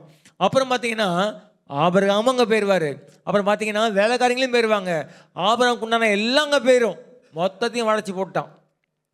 அந்த இடத்துல ஒரு சம்பவம் நடக்கு. என்ன தெரியுமா, ஆகார் என்கிற ஒரு பெண் சாராய்க்கு அடிமையாய் வந்தாள். அது அங்கே போடப்படலை. ஆனால் பின்னால் பார்த்தீங்கன்னா எகிப்து தேசத்தாளாகி ஆகார் அப்படின்னு எதுன்னு சொல்லுது. அப்போ எகிப்தில் தான் அவன் பிடிச்சிருக்கணும். மறுபடியும் ஆண்டவர் என்ன பண்ணுவார், பார்வோனை அடி அடிப்பார். பார்வோனை வாதைகளினால் அடிப்பார். பார்வோனை விட்டுருவான். ஆபிரகாமையும் விட்டுருவான், சாராவையும் விட்டுருவான், எல்லாத்தையும் விட்டுருவான். மறுபடியும் முதல் தரிசனம் பார்த்தீங்களா, அந்த இடத்துக்கு ஆபிரகாம் என்ன பண்ணிடுவான், திருப்பி அங்கே கொட்டா போட்டு உட்காந்துருவார். இப்போ ஆண்டவர் ஆபிரகாம் ஆசீர்வதிப்பார். வெள்ளியும் பொண்ணுமுடைய சீமானாக இருந்தான். அவனுடைய திரளான ஆடுகளும் மாடுகளும் இருந்துச்சு. பூமி தாங்க முடியாத அளவுக்கு ஆசீர்வாதம் ஆயிடுச்சு. என்றைக்குமே காட்ஸ் வில்லை விட்டு டக்குன்னு போயிடக்கூடாது. ஒருத்தர் இருந்தார், நல்ல பிஸ்னஸ் பண்ணிகிட்டே இருந்தார். நிறைய ஆஸ்திகளை வாங்கினார். ஒரு நாள் அவர் என்ன பண்ணாராம், ஒருத்தன் அவர் கடைக்கு சொன்னானா, தம்பி என்னப்பா நீ சண்டே கடை திறக்க மாட்டேன்ற, என்ன நீ இப்படி பண்ணுற, எல்லோரும் வந்து உன் கடையை பார்த்துட்டு அப்படியே போயிடுறாங்கப்பா, வர்றாங்க உன்னை பார்க்குறாங்க அப்படியே போயிடுறாங்கப்பா, நீ என்ன பண்ணு, ஒரு நீ சர்ச்சுக்கெலாம் போகிற, நான் ஒத்துக்கிறேன், ஆனால் தரப்பா கடையை. இவர் இதுவரைக்கும் ஆண்டவர் சொன்னது மறந்தாச்சு, நடத்தினது மறந்தாச்சு, செய்தது மறந்தாச்சு, ஐஸ்வர்யத்தை கொடுத்தது மறந்தாச்சு. எவனோ ஒருத்தன் ரோட்டில் போனவன் சொன்னான்ட்டு இவர் என்ன பண்ணிட்டாரு, போய் கடையை திறந்துட்டார். நடந்தது என்ன தெரியுமா, அந்த கடையில் வேலை பார்க்குற ஒருத்தனே அந்த கடையில் ரூபாயை கொள்ளடிச்சிட்டான். கேமரா இருந்துச்சு, எல்லாம் இருந்துச்சு. நம்பிக்கைக்கு எதுவான ஒருத்தன் 1 2 இல்லை, 1000 10,000 இல்லை, பல லட்சங்களை கொள்ளடிச்சிட்டான். அப்போ தான் அவருக்கு புத்தி வந்துச்சு, ஐயோ நம்ம தப்பு பண்ணிட்டோமே, கர்த்தர் சொல்லாத ஒன்று செஞ்சுட்டோமேன்னு சொல்லி மறுபடியும் என்ன பண்ணார், மன்னிப்பு கேட்டு ஜெபம் பண்ணி தன்னுடைய கடையை மூடினார். ஆக ஆண்டவர் சொல்லாமல் ஒரு காரியத்தை பண்ணிடக்கூடாது, செஞ்சிருக்கக்கூடாது. யார் சொன்னாலும் கொஞ்சம் கவனமாக இருக்கணும். ஆவிக்குரிய தலைவர்கள் உங்களுக்கு இருக்கிறாங்க சொல்கிறாங்க, உங்களோட பாஸ்டர் சொல்கிறாங்க, இல்லை சிஸ்டர் சொல்கிறாங்கன்னா ஓகே. ஆனால் யாரோ ஒருத்தர் சொல்கிறாங்கன்னு என்ன பண்ணிடக்கூடாது, டக்குன்னு முடிவு எடுத்துடக்கூடாது. அப்போ ரொம்ப கவனமாக இருக்கணும். இங்கே பாருங்கள், ஆபிரகாமுடைய வாழ்க்கையில் அந்த இடத்துல போய் இருந்ததுனால பிரச்சனை வந்துருச்சு. மறுபடியும் தான் முதல் கட்டின அந்த தரிசனமான இடத்துக்கு ஆபிரகாம் திரும்பி வர்றாரு. கர்த்தர் ஆசீர்வதித்து எல்லாம் திருப்பி கொடுத்துட்டாரு வச்சுக்கோங்க. இப்போ அந்த ஆகார் என்ன பண்ணா தெரியுமா, சாராளுக்கு இருந்து சாராள்கிட்ட பேசிக்கிட்டே இருந்திருப்பா. என்றைக்குமே நம்ம இதே பிரசனத்தில் இங்கே இருக்க போகிறதில்ல. உலகத்துக்குள்ளே போகிறோம், பலரையும் பார்க்குறோம், பலர்ட்டையும் பேசுகிறோம், பலர்ட்டையும் சம்பாதிக்கிறோம், பலர்ட்டையும் டிஸ்கஸ் பண்ணுறோம், பலர் காரியங்கள் செய்கிற காரியங்களை பார்க்குறோம். ஆனால் புரிஞ்சுக்கிட்டோம், நம்ம வேற, அவன் வேற. அவன் உலகம், நீ தேவ பிள்ளை. அவனுக்கு இருக்கிறது உலக ஞானம், உனக்கு இருப்பது தேவ நடத்துதல். அவங்களுக்கு இருப்பது நியூஸ் பேப்பர். நமக்கு இருக்கிறது வேத புத்தகம். ரொம்ப கவனமாக இருக்கணும். அப்போ என்ன பண்ணக்கூடாது, டக்குன்னு முடிவெடுத்துடக்கூடாது. அப்போ அந்த இடத்துல நீங்கள் பார்த்தீங்க அப்படின்னா ஆபிரகாமுடைய ஆகார் என்ன பண்ணுறான், கர்த்தரன் கர்ப்பத்தை ஆகார் நிமித்தம் சாராய் சொல்கிறா, கர்த்தரன் கர்ப்பத்தை அடைத்திருக்கிறாரு, என் ஆகாரோட என் அடிய பெண்ணா யாரோட சேரும், அவளாலே அவனுக்கு வீடு கட்டப்படும் சொன்னோடனே அப்போ ஆபிரகாம் சாராய்க்கு செவி கொடுக்குறான். கர்த்தர் ஆபிரகாம் தரிசனமானார், அவனுக்கு எல்லாத்தையும் சொல்லி கொடுத்தாரு, உடன்படிக்கை பண்ணுவேன்னு சொன்னார். எல்லாத்தையும் மறந்து ஆகாரை திருமணம் முடித்தான். நடந்தது என்ன, ஆபிரகாமுக்கும் ஆகாருக்கும் உறவு இஸ்மவேல் பிறக்கிறான். என்றைக்குமே கடைசியில் ஆகாரும் இல்லை, இஸ்மவேலும் இல்லை, 2 பேரையும் அனுப்பியாச்சு. அப்போ ஆண்டவர் கட்டளையிடாத ஒரு காரியத்தை நம்ம செய்யக்கூடாது. ஆகார் உலகம், அது சாராளை அடிமைப்படுத்தினது. ஆகார் உலகம், அது ஆபிரகாம் அடிமைப்படுத்துச்சு. இந்த அடிமைத்தனத்தில் இருந்த ஆபிரகாம் ஒரு திரும்பி போயிருக்கலாம், ஆனால் திரும்பி போல, கர்த்தரை பிடிச்சு கொண்டான். ஆனால் பிள்ளை இல்லை, 13 ஆண்டுகள் கலந்து போகுது. சரி சொல்கிறாங்க ஆபிரகாமுக்கும் ஆண்டருக்கும் ஒன்றுமே பேசி நடக்கலன்றாங்க. சரி நடந்துன்றாங்க, நடந்ததோ நடக்கலையோ 13 வருஷம் என்ன இல்லை, குழந்தை இல்லை. இப்போ கர்த்தர் தரிசனம் மாறாரு. என்ன தரிசனம் மாறாரு, நான் சர்வ வல்லமை உள்ள தேவன். ஒருவேளை நீங்கள் நடந்து வந்த பாதையில் நல்லா தான் போனீங்க, திடீர்னு உங்களை ஒரு சூழ்நிலை பிடிச்சி வச்சுருக்கோம். திடீர்னு நீங்கள் எதிர்பாராத தவறான முடிவு எடுத்ததுனால நீ நெருக்கமான பாதையில் இருக்கீங்களோ, பை மிஸ்டேக் உங்களை சுற்றி ஒரு காரியம் இருக்குது, அது உங்களை விடுவிக்க முடியலையோ, ஒருத்தர் சொன்ன முடிவை நீங்கள் செஞ்சதுனால கர்த்தர் உங்களுடைய பிஸ்னஸை ப்ளஸ் பண்ண முடியாமல் இருக்கோ, உங்கள் வேலையில் உயர முடியாமல் இருக்கோ, உங்களுடைய அலுவலகத்தில் நீங்கள் குறைக்கப்பட்டிருக்கீங்களோ, டக்குன்னு நீங்கள் வெளியே வந்ததுனால பிரச்சனை ஆகிட்டோ. எனக்கு தெரிஞ்ச ஒரு சகோதரி இருந்தாங்க, பெரிய கம்பெனியில் ஐடியில் ஒர்க் பண்ணாங்க. அப்போது பண்ணிகிட்டே இருக்கும்போது லீவு வந்துச்சு. லீவு வரும்போது என்ன பண்ணிட்டாங்கன்னா, ஆண்டவர் போகாத, 3 நாள் லீவ் வருது, அவங்க பெங்களூர் போகணும்னு நினச்சாங்க. இங்கே இரு, அவசரப்படாத, போகாத போகாத போகாதன்னாரு. என்ன பண்ணாங்க தெரியுமா, போவோம் 3 நாள் லீவ் வச்சு யார் சும்மா ஓடுறது அப்படின்னு சொல்லி என்ன பண்ணிட்டாங்க, லேப்டாப்பை ஆஃபீஸில் வச்சு பூட்டிட்டு வீட்டுக்கு போயிட்டாங்க. கொரோனா அடுத்த நாள் வந்துருச்சு. பிரயாணம் பண்ண முடியுமா, முடியாது. ஃபோன் பண்ணாங்க, சாரிங்கன்ட்டாங்க. வேலையை இழந்து அப்ளிகேஷனும் போட முடியல, வேலையும் பார்க்க முடியல. கடைசியில் நடந்தது என்ன தெரியுமா, அவங்க எந்த கம்பெனியில் ஒரு பெரிய உயர்வில் இருந்தாங்களோ அதை விட வெகு குறைவான ஒரு சம்பளத்தில் ஒரு சின்ன கம்பெனிக்கு போனாங்க. என் வாழ்க்கையெல்லாம் அப்படி ஆயிடுச்சேன்னாங்க. அநேக நேரங்களில் நம்ம வாழ்க்கையில் தேவனை நம்பாமல், தேவ சத்தத்துக்கு கீழ்ப்படியாமல் போகும்பொழுது ஆகார் என்கிற உலகம் நம்ம என்ன பண்ணோம், அடிமைப்படுத்துகிறோம். என்னையா செய்கிறது, தப்பு நடந்துட்டு என்ன பண்ணுறதுன்னு கேட்குறீங்களா, ஆபிரகாமை கர்த்தர் மீட்டுக்கொள்கிறார். எப்படி தெரியுமா, நான் சர்வ வல்லமை உள்ள தேவன், நீ எனக்கு முன்பாக நடந்து கொண்டு உத்தமனாயிரு. நீங்கள் என்ன சூழ்நிலையில் நீங்கள் விழுந்து கிடந்தாலும் கர்த்தருடைய வல்லமை உங்களை தூக்கி எடுக்க வல்லமை உள்ளது. மறந்துடாதீங்க. ஆண்டவர் உங்களை தள்ளிட்டாருன்னா அவ்வளோதான், இனிமேல் ஒன்றுமே பண்ண முடியாது, தலை குனிஞ்ச நிலைமை தான் அப்படி நினைக்காதீங்க. கர்த்தர் என்றைக்குமே வல்லமை உள்ள தேவன். அப்போ இங்கே ஆண்டவர் சர்வ வல்லமை உள்ள தேவன், எனக்கு முன்பாக நடந்து கொண்டு உத்தமனாயிரு என்று சொல்லி அவனோட உடன்படிக்கை பண்ணி சொல்கிறாரு. இனி உன் பேர் ஆபிராம் இல்லை, ஆபிரகாம். இப்போ உங்கள் பேர் சாரா இல்லை, சாராள். அப்போ அவனை வெளியே கூட்டு வந்து எல்லாம் என்ன பண்ணுறாரு, அவனோட உடன்படிக்கை பண்ணுறாரு. அப்போ ஆபிரகாம் சொல்கிறான், எப்படி அடிவேன்னு கேட்குறான், அவனோட உடன்படிக்கை பண்ணுறாரு. அப்போ ஆண்டவர் ஆபிரகாம் மீட்டுக்கொண்ட 2வது சந்தர்ப்பம் என்ன தெரியுமா, சர்வ வல்லமை உள்ள தேவன். ஒரு நாளும் நினைக்காதீங்க நம்ம ஆண்டவர் கைக்கு மிஞ்சின ஒரு சூழ்நிலையோ, ஒரு கஷ்டமோ, ஒரு வியாதியோ, ஒரு பிரச்சனையோ இருக்குன்னு நினைக்காதீங்க. ஆண்டவரால் சகலத்தையும் செய்ய முடியும். யோபுடைய வாழ்க்கையில் பாருங்க, தேவரின் சகலத்தையும் செய்ய வல்லவர், நீ செய்ய நினைத்தது தடைப்படாது. ஒருவேளை அவன் தத்தளிக்கிறான், ஏன் இந்த காரணம், ஏன் இந்த வியாதி, ஏன் இந்த நிர்வாணம், ஏன் இந்த பருக்கள், ஏன் என் இழப்பு, ஏன் இப்படிப்பட்ட காரியம், அவங்க ஃப்ரெண்ட்ஸால் ஒன்றும் சொல்ல முடியல. ஆனால் ஒன்று நினச்சான், கர்த்தர் சர்வ வல்லமை உள்ளவர், நீ செய்ய நினைத்தது தடைப்படாது. கர்த்தர் அவன் வாழ்க்கையில் அவன் செய்ய நினைத்ததை தடைபடாமல் காத்து கொண்டு அவன் வாழ்க்கையில் ரெட்டிப்பான ஆசீர்வாதத்தை கொடுத்தார். உங்கள் வாழ்க்கையிலையும் ஆண்டவரை வல்லமை உள்ளவராக நீங்கள் பாருங்கள்.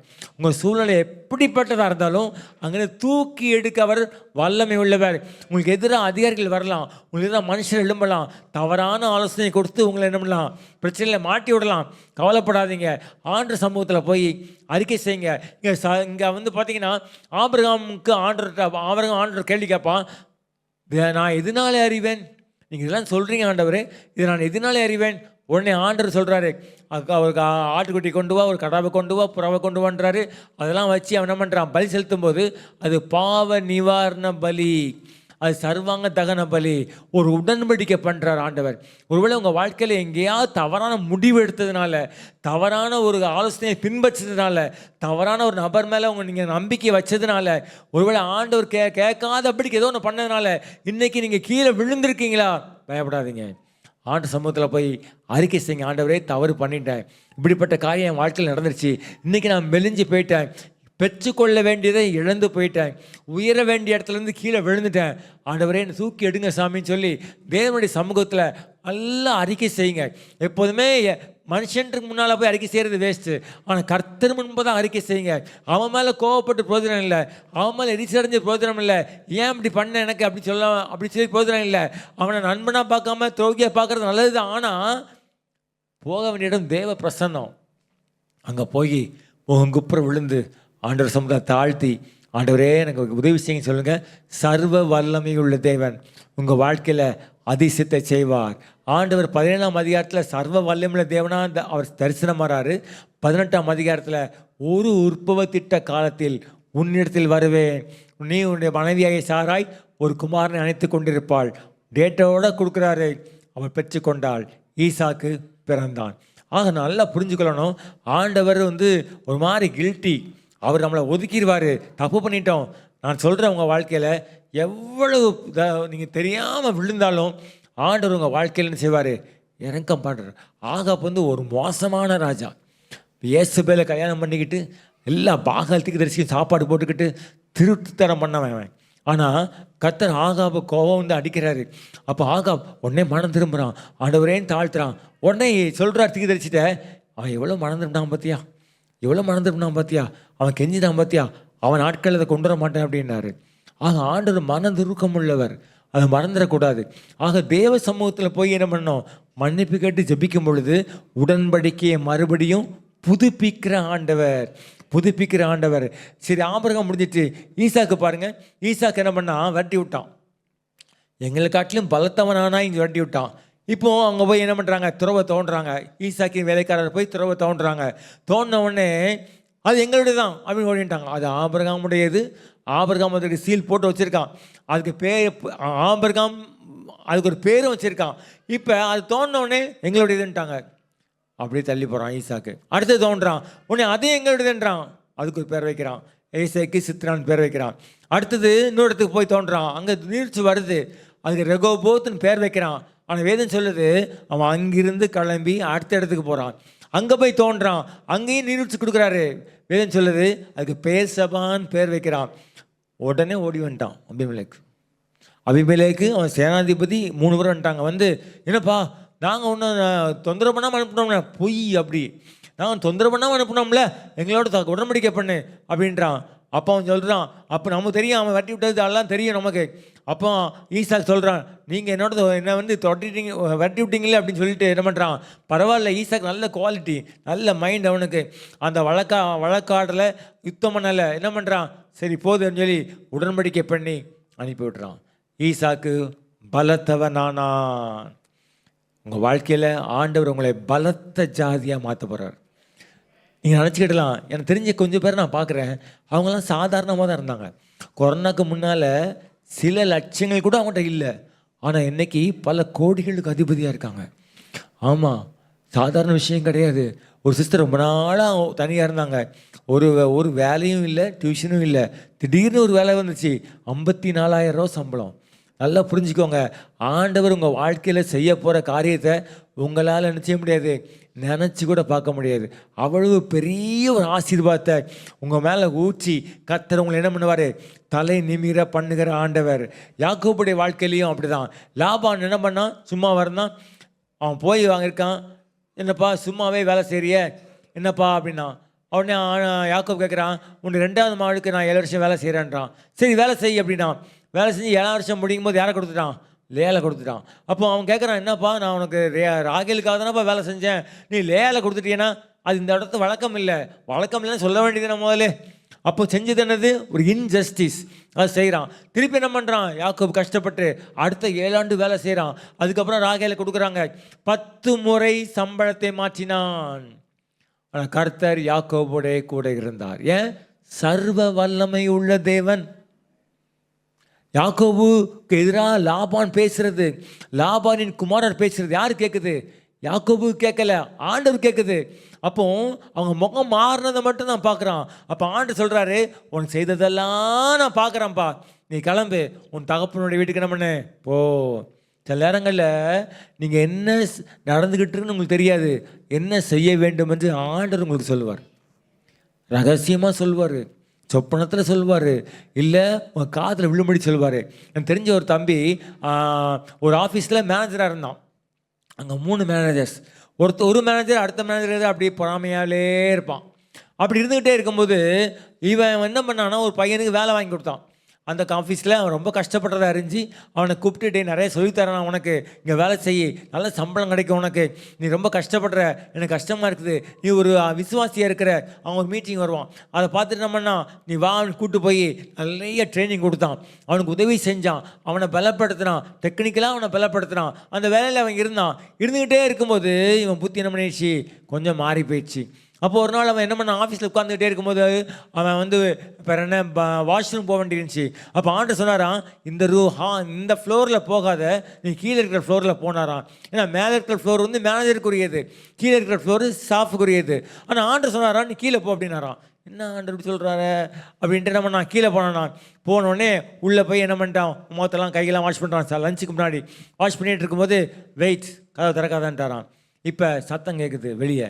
யாருன்னா, இவன் யாரை கஷ்டப்பட்டு கூப்பிட்டு வளர்த்து ஆளாக்கி டெக்னாலஜிலாம் கொடுத்து பண்ணானோ அவன் இவனை எதிரியாக நினைக்கிற ஒரு மேனேஜருக்கு ரகசியங்களை சொல்கிறான். இப்படி அப்படி இப்படி அப்படி இப்படி அப்படின்னு இவன் அப்செட் ஆகிட்டான். நம்ம உதவி செஞ்சவன் இப்படி அநியாயம் பண்ணுறான் நமக்கு அப்படி நினச்சிட்டு ஆண்டவர் கதவே திறக்காதன்ட்டாரான். அப்புறம் அவங்க போன உடனே வெளியே வந்தானா. ஒரு வாரம் கழிச்சு என்ன பண்ணான், பையன் வந்தானா, எனக்கு நல்ல சம்பளம் தராங்க எனக்கு ஒரு கம்பெனியில், நான் போகலான் இருக்கேனே, நாளைக்கே போன்ட்டானா.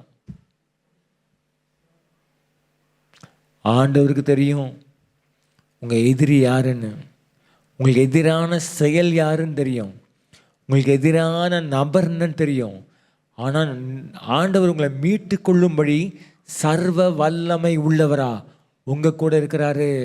அந்த சர்வ வல்லமை ஞானத்தை கொடுக்கும், அந்த சர்வ வல்லமை ரகசியங்களை காட்டும், அந்த சர்வ வல்லமை உங்களை பலப்படுத்தி உங்களை உயர்த்தும், அந்த சர்வ வல்லமை தைரியம் கொடுக்கும், அந்த சர்வ வல்லமை உங்களுடைய எல்லைகளை பெரிதாக்கும், அந்த சர்வ வல்லமை உங்களுக்கு கொடுக்க தயக்கத்தெல்லாம் மாற்றி வேகமாக செயல்பட வைக்கும்.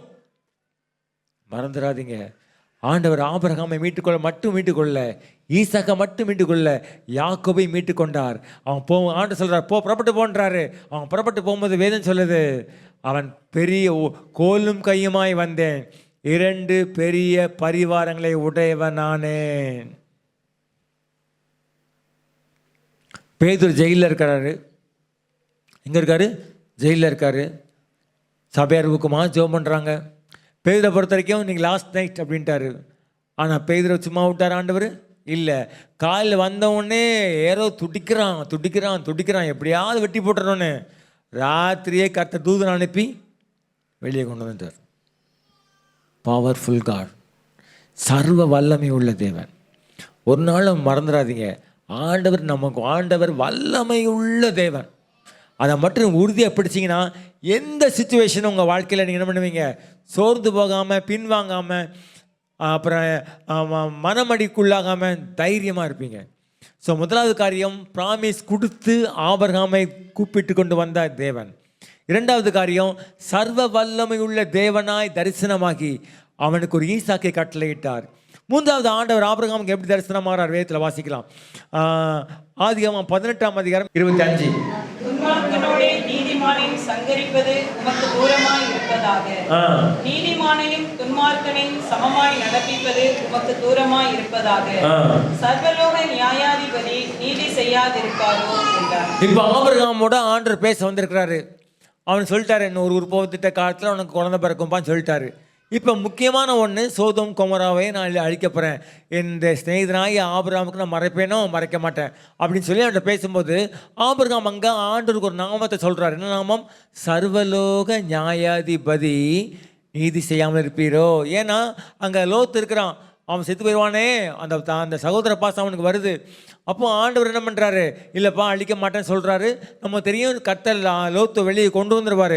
சோதோமனுடைய பயங்கரமான அழிவில் இருந்து லோத்துவை காப்பாற்றி வெளியே கொண்டு வந்து அவனை என்ன செய்வார்? அவனை ஓட சொல்வார். ஆனால் ஆபிரகாமுக்கு ஆண்டவர் சர்வலோக நியாயாதிபதியாக இருந்தார். எங்கே தெரியுமா?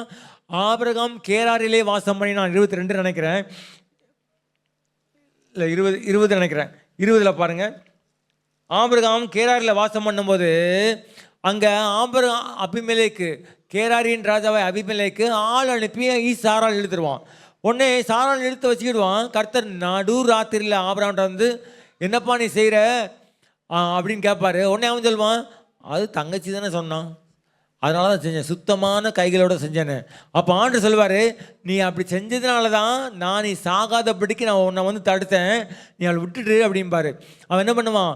விட்டுருவான். விட்ட உடனே வேதம் சொல்லுது, அபிமெலேக்கு வீட்டாருடைய கர்ப்பங்களையெல்லாம் கர்த்தர் அடைச்சிருவார். அவங்க எல்லாம் வியாதிப்பட்டிருப்பாங்க. இப்போ ஆண்டவர் சொல்லுவார் அவன் அபிமெலேக்கிட்ட, நீ அவன்கிட்ட போ, அவன் ஒரு தீர்க்கதரிசி, அவன் உனக்காக ஜெபம் பண்ணுவான்னு சொல்லுவார். அதே மாதிரி ஜெபம் பண்ணுவார். ஆபிரகாம் அவங்களுக்காக கர்த்தர் சுகமாக்கி சாராள விடுதலை கொண்டு வந்துடுவார். இங்கே ஒரு பயங்கரமான காரியம் எப்படின்னா, ஆண்டவர் ப்ராமிஸ் பண்ணி அவர் இப்போ டைமும் சொல்லிட்டார், ஒரு உற்பத்திட்ட காலம்னு. ஒரு நாள் சாரா எங்கே இருந்தாலும் யாருக்கு லேட்டு? சாராளுக்கு தான் லேட்டு. ஒரு நாள் அவனை ஏதாவது பண்ணியிருந்தா கூட என்ன பிரச்சனை வரும்? ஆசீர்வாதத்துக்கு பிரச்சனை வந்துடும். ஆனால் கர்த்தர் சர்வலோக நியாயாதிபதியாய் போய் ஆபிரகாமுக்கும் அபிமெலேக்குக்கும் யுத்தம் பண்ணி அவன் என்ன பண்ணுறான்? மிரட்டி சாரையை வெளியே கொண்டு வந்துட்டார். உங்கள் வாழ்க்கையில் அநியாயம் நடந்திருக்கா? உங்கள் வாழ்க்கையில் தவறு இன்ஜஸ்டிஸ் நடந்திருக்கா? அநியாயமாக உங்களை துரத்திருக்காங்களா? ஆண்டவர் மறக்கலை. அது ஆண்டவர் மறக்கலை. சர்வலோக நியாயாதிபதியாய் உங்களுக்காக யுத்தம் பண்ணுவார். இஸ்ரவேல் ஜனங்கள் 400 வருஷம் அடிமையாக இருந்தாங்க. 1 வருஷம் 2 வருஷம் இல்லை, 400 வருஷமும் அவங்க உழைச்ச உழைப்பு பொண்ணு, அவங்க உழைச்ச உழைப்பு வெள்ளி, அவங்க உழைச்ச உழைப்பு ஆடு மாடுகள் மிருக ஜீவன்கள், அவங்க உழைச்ச உழைப்பு அவங்களுடைய பிள்ளைகள். ஆனால் பார்வன்றான், புருஷர் மட்டும் போகலாம், வேறு யாரும் வேண்டாம், ஸ்திரீகள்லாம் இங்கே இருக்கட்டும், செத்து போயிடுவாங்க, நீ வேற இங்கே இருக்கட்டும், ஆடு மாடுகள் தர மாட்டேன், ஏதோ பழி செலுத்தி அதை மட்டும் கூப்பிட்டு போ. அவங்க சொல்கிறான், மோசே சொல்கிறாரு, அதெல்லாம் கிடையாது, எல்லாம் வரணும். அங்கே போன பிறகு தான் எந்த ஆடு எந்த மாடுன்னு ஆர்டர் சொல்வார். அவனுக்கு வேதம் என்ன சொல்லு தெரியுமா? கர்த்தர் நீதி செய்தார். என்ன நீதி தெரியுமா? வேதம் சொல்லுது, எகிப்தின் தேவர்கள் மேல் நீதியை செலுத்தும் அதிகாரத்தை கர்த்தர் மோசேக்கு கொடுத்தார். நீங்கள் நினைக்கலாம் மனுஷர்கள் உங்களோட போராடுறாங்கன்னு. ஆனால் சில விஷயங்களில் மனுஷர்களுக்கு பின்னால் இருக்கிற ஆவிகள் போராடும், அங்கே இருக்கிற வல்லமைகள் போராடும், இருளின் அதிகாரங்கள் போராடும், பலிகள் போராடும், இரத்த பலிகள் போராடும். அப்படி அவைகள் போராடும் போது அந்த போராட்டத்துக்கு நடுவில் யார் வர்றாரு தெரியுமா? ஆண்டவர் வர்றாரு. அப்போ பஸ்காவை ஆசரித்து அவங்க ஏதோ ஆட்டுக்குட்டி அடித்தாங்க, ரத்தத்தை பூசினாங்க, அப்படி போராட்டு போயிட்டாங்க. இல்லை, ரத்தத்தை பூசி பஸ்காவை பலிச்சனத்துக்கு பின்னால் கர்த்தர் சங்காரக்காரனோடே கடந்து வருகிறார். அங்கே வரும்போது எகிப்தின் தலைச்சங்கள் மேலே அடி விழுது, எகிப்து முழுவதும் கூக்குரல் உண்டாச்சு. அது மட்டும் இல்லை, வேதம் சொல்லுது, அங்குள்ள விக்கிரகங்கள் மேலே நீதி செலுத்தும் அதிகாரத்தை கர்த்தர் கையில் எடுத்தார். இப்போ என்ன நடந்தது தெரியுமா? காலையில் அவன் ராத்திரி கூப்பிட்றான், மோசையும் ஆரோனையும் பார்வன் கூப்பிட்றான், முதல்ல வெளியில் போங்கன்றான், ஆடு மாடுகளை கூட்டிகிட்டு போங்க, உங்கள் பிள்ளைகளை கூட்டிகிட்டு போங்க. வெள்ளி உடைமைகளையும் பொண்ணு உடைமைகளையும் கேட்டு வாங்கினார்கள். வேதம் சொல்லுது எகிப்தியரை கொள்ளையடிச்சாங்க. வேதம் சொல்லுது அவர்கள் கேட்டதை எகிப்தியர் கொடுத்தார்கள், துரிதமாக அனுப்பிவிட்டாங்க. ஆண்டவர் நியாயம் செய்கிற தேவன். ஒருவேளை உங்கள் வாழ்க்கையில் இவங்க இப்படி பண்ணிட்டாங்க, எனக்கு இன்றைக்கி ஒரு வீடு இருந்திருக்கும், இன்றைக்கி ஒரு லேண்ட் இருந்திருக்கும், இன்றைக்கி ஒரு காசு இருந்திருக்கும், இப்படி ஆயிடுச்சே நினைக்கிறீங்களா? ஆண்டவர் நியாய தீர்ப்பு செய்கிறவர். இழந்து போனதை உங்களுக்கு கொடுத்து அவங்க கையில் உள்ளதை இழக்க வைப்பார். எல்லாரும் போய் சொல்கிறாங்க யார்கிட்ட, பார்வன்ட்ட, எய்த்து அழிந்து போட தெரியலையே அவங்களுக்கு, இந்த மனுஷன் விட்டுக்கிட்டே இருக்கீங்களா, முதல்ல அனுப்புங்க. God is a judge. இந்த உலகம் அநியாயம் நிறைந்த உலகம், தெரியுமா உங்களுக்கு? கண்டிப்பாக தெரிஞ்சிருக்கும். இந்த அநியாயம் நிறைந்த உலகத்தில் ஆண்டவர் நியாயாதிபதி. எதுன்னு சொல்லுது? சர்வலோக நியாயாதிபதி நீதி செய்யாமல் இருப்பாரோ? நூறத்தில் பார்த்தீங்கன்னா வேதம் சொல்லுது, உலகத்தின் நியாயாதிபதி நீங்கள் எழும்பி பெருமைக்காரருக்கு பதில் அளியும். நூறத்தில் போட்டிருக்கு, அவர் நியாய தீர்ப்பு செய்யும்போது பூச்சக்கத்துக்கள் நீதியை கற்றுக்கொள்வார்கள். ஆண்டவர் நியாய தீர்ப்பு செய்யாமல் இல்லவே இல்லை. சவுல் தாவீதை விரட்டினான், எத்தனையோ முறை விரட்டுறான், கொலை செய்ய போகிறான். அவனை என்ன பண்ணுறான், அப்படியா தாவீது இருக்கிறானே ஓட்டமாக ஓடி வரான். கர்த்தர் சவுலுக்கும் தாவீதுக்கும் நடுவே நியாய தீர்ப்பை உண்டாகினார். நம்ம ஆண்டவர் நியாயாதிபதி, மறந்துடவே கூடாது. அதிகாரியாக இருக்கலாம், ஒருவர் அண்ணி வீடாக இருக்கலாம், பக்கத்து வீடாக இருக்கலாம், மேல் வீடாக இருக்கலாம், ஒருவேளை உங்களுடைய வேலை ஸ்தலமாக இருக்கலாம். உங்களை பார்த்து நல்லா பேசி உள்ளே போய் போட்டு கொடுத்து உங்களுக்கு எதிரான எல்லா கிரியிலும் செய்யலாம். ஆண்டவருடைய கண்ணுக்கு மறைவானது ஒன்றுமே கிடையாது. மீரியாமும் ஆரோனும் பேசுனாங்க, ஆண்டவர் கேட்டு தான் இருந்தார். மோசேக்கு தெரியுமா? தெரியாது. நியாயத்தீர்ப்பு பண்ணாரா? 7 நாள் மீரியாம் யாருன்னு காமிச்சாரா? நல்லா புரிஞ்சுக்கோங்க, ஆண்டவர் சர்வலோக நியாயாதிபதி. அதை மறந்துடாதீங்க.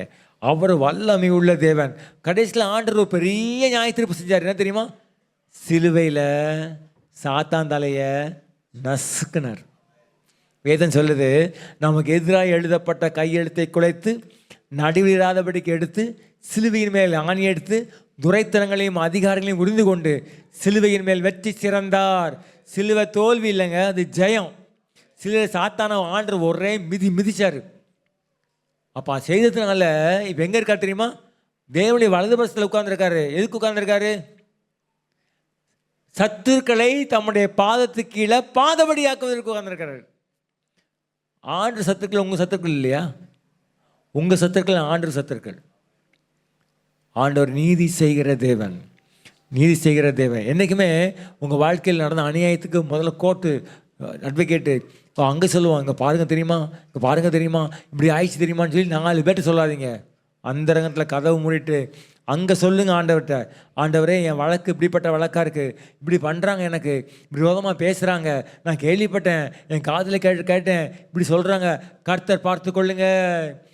இறைவன் சொல்கிறான், நான் என்னுடைய வழக்கெல்லாம் உங்கள் மேலே சாட்டி விட்டேன், நீங்கள் பார்த்துக்கொள்ளுங்க. முழு தேசமும் அடிமைத்தனத்தில் போகுது. பார்வோன்ட்ட இப்போ நேபாத்தை பிடிச்சு போகிறான். ஆனால் கர்த்தர் எரேமியாவை விடுதலை ஆக்கினார். நியாயாதிபதி உங்கள் மத்தியில் இருக்கிறாரு. ஐயா எல்லாம் ஒன்று தான் ஐயா, ஆனால் என்ன அநியாயமாக பொய் சொன்னாங்க ஐயா, என் மேலே பொய் பழி சுமத்துனாங்க. இப்போ யோசேப்புக்கு பொய் பழி சுமத்தலையா? அவன் என்ன பொய் சொன்னான்? இப்போ யார் யோசேப்பு? எய்த்துக்கு 2ஆம் அதிபதி. முதல்ல போய் ஒருத்தன் காலில் விழுந்திருப்பான். யார் தெரியுமா? போத்திபார். நீதி உள்ள நியாயாதிபதியாய் உங்களுக்காக வழக்காடுகிற தேவன் நமக்கு உண்டு. 4வது காரியம் வேதத்தில் வாசிக்கலாம். ஆதியாகமம் 22:14. யெகோவா நீரே என்று பெயரிட்டார். அதனாலே கர்த்தருடைய பர்வதத்திலே பார்த்து கொள்ளப்படும் என்று நாள் வரைக்கும் சொல்லப்பட்டு வருகிறது. ஒரு காரியம் நீங்கள் புரிஞ்சுக்கணும், விசுவாசிகள் எல்லாருக்குமே ஃபெய்த் டெஸ்ட் உண்டு, விசுவாசத்தில் பரீட்சை உண்டு. ஆபிரகாமை கர்த்தர் சோதித்தார். சொன்னாரா? ஆபிரகாம் வாங்க சோதிக்கப்படுறது சொன்னாரா? சொல்ல மாட்டார். என்றைக்குமே சாமனை ஒரு முறை எங்களை எடுக்கும்போது சொன்னாங்க, ஃபெய்த் டெஸ்ட்டை சொல்லாமலே செய்வார். அப்படி கையிட்டு பார்த்துக்கிட்டே இருப்பார். என்ன தான் பண்ணுறாய்வா பார்ப்போம் அப்படி பார்த்துக்கிட்டே இருப்பார். அப்போது பேச மாட்டார், ப்ராமிஸ் கொடுக்க மாட்டார். அவரோட நீங்கள் பாஸ்டர்ட்டையோ சிஸ்டர்ட்டையோ இப்போ ஜெபம் பண்ணுறீங்க, ப்ராமிஸ் கூட வராது. ஜெபம் பண்ணிக்கிறது தான் சொல்லுவாங்க. ஆண்டவர் என்ன செய்வார்? அமைதியாக இருப்பார். நீங்கள் எப்படி இருக்கீங்கன்னு சொல்லி வேதத்தில் வாசிங்க. 2 கொரிந்தியர் 13ஆம் அதிகாரம் 5-6. உங்களை நீங்களே சோதித்து அறியுங்கள், உங்களை நீங்களே பரீட்சித்து பாருங்கள், இயேசு கிறிஸ்து உங்களுக்குள் இருக்கிறார் என்று உங்களை நீங்களே அறியீர்களா? நீங்கள் பரீட்சைக்கு நில்லாதவர்களா இருந்தால் அறியீர்கள், நாங்களோ பரீட்சைக்கு நில்லாதவர்களா அல்ல என்பதை அறிவீர்கள். கண்டிப்பாக ஃபெய்த் டெஸ்ட். நான் ஒரு பெரிய பிரச்சனை வழியாக கடந்து போனேன். அதாவது எப்படி தெரியுமா இருக்குது? கர்த்தரை மறுதளிச்சிடலாம். இனிமே என்ன இருக்குது? நம்பி வந்தோம் இவரை பார்த்து, ஆண்டவரை இப்படி ஒரு நம்மளை நடத்துவாரா அப்படின்னு வருது. ராத்திரி 10 மணிக்கு உட்காந்தேன் சேரில், காலையில் 4:50 வரைக்கும் விடலை. அந்நிய பாஷையிலே ஜெபம் பண்ணுறேன், பிரச்சனைக்காக ஜெபம் பண்ணுறேன், அந்நிய பாஷையில் ஜெபம் பண்ணுறேன், பாட்டு பாடுறேன், விசுவாச அறிக்கை பண்ணுறேன், ஜெபம் பண்ணிகிட்டே இருக்கேன். காலையில் 4:50 ஆயிடுச்சு. எனக்குள்ள ஒரு பெரிய விசுவாசம் வந்துட்டு, நம்ம ஆண்டவர் நமக்கு செய்ய மாட்டாரா? அடுத்த நாள் போனால் சாம் அந்த மெசேஜ் கொடுக்குறாங்க. என்ன சொல்கிறாங்கன்னா, இந்த மாதிரி விசுவாச பரீட்சை வரும்போது ஆண்டவர் அமைதியாக இருப்பார், கை கட்டிட்டு அமைதியாக இருப்பார், என்ன தான் செய்கிற பார்ப்போன்னு பார்த்துக்கிட்டே இருப்பார். அப்போது சில நேரங்களில் இந்த விசுவாச பரீட்சைக்கு வரும்பொழுது நம்ம விசுவாசத்தை விட்டுறக்கூடாது. அப்போது இந்த இடத்துல என்ன நடக்குது? ஆபிரகாம் ஆண்டவர் குமாரன் என்ன பண்ண போய் பலி செலுத்துன்னு சொல்கிறாரு. உங்களுக்கு தெரியும் அந்த விஷயம்லாம். அப்போ ஆபிரகாம் என்ன பண்ணுறான்? போகிறாரு. போகும்போது நானும் பிள்ளையாண்டன் திரும்ப வருவோம் அப்படின்னு சொல்லிட்டு தான் போகிறாரு. அங்கே போய் பலிபீடத்தில் வச்சுட்டு கத்தி வாங்கும்போது ஆண்டவர் சொல்கிறாரு, ஆபிரகாமே போட்டுறாதப்பா, கத்தி உள்ளே போட்டுரு அப்படின்றாரு. அந்த இடத்துக்கு ஆபிரகாம் யெகோவா ஈரேன்னு பேர் வைக்கிறான். அது கர்த்தருடைய பர்வதத்தில் பார்த்து கொள்ளப்படும். எப்படி ஆபிரகாம் அந்த சூழ்நிலையை ஜெயித்தான் அப்படின்னா, வேதத்தில் வாசிங்க, அதே 22ஆம் அதிகாரத்தில் 12ஆம் வசனம் வாசிங்க. அப்பொழுது அவர், பிள்ளையாண்டான் மேல் உன் கையை போடாதே, அவனுக்கு ஒன்றும் செய்யாதே, நீ அவனை உன் புத்திரன் என்றும் உன் ஏகசுதன் என்று பாராமல் எனக்காக ஒப்பு கொடுத்தபடியினால் நீ தேவனுக்கு பயப்படுகிறவன் என்று இப்பொழுது அறிந்திருக்கிறேன் என்றார். இப்போதான் ஆபிரகாம் அறிஞ்சிருக்கிறாரா பயப்படுறவன்னு? எஸ். ஏன் தெரியுமா? ஒப்பு கொடுத்தல் தேவனை உங்களை அறிய செய்யும். நல்லா புரிஞ்சுக்கோங்க. நான் சிலருக்கு தனி ஜபத்தில் சொல்லுவேன், ஒப்பு கொடுங்கம்மா, நல்லா இருங்க. ஆபிரகாம் முதிர்ந்தவன் விசுவாசத்தில். எங்கே சேலஞ்ச் இருந்ததோ ஈசாக்கை வாங்கிட்டான், யுத்தங்களை பண்ணியிருக்கான், ஜெயிச்சிருக்கான், அவிசுவாசத்தை காத்திருக்கிறதுல ஜெயிச்சிருக்கான். ஆனால் இங்கே ஒப்பு கொடுத்த படியினால் நீ தேவனுக்கு பயப்படுகிறேன் என்பதை இப்பொழுது அறிந்திருக்கிறேன். வேதத்தில் ஒப்பு கொடுத்தல் நிறைய இடங்களில் வருது. டைமில் நான் சொல்கிறேன், சில சம்பவங்கள் தெரியும் உங்களுக்கு. அன்னாள் சாமுவேல் பிறந்துட்டான்.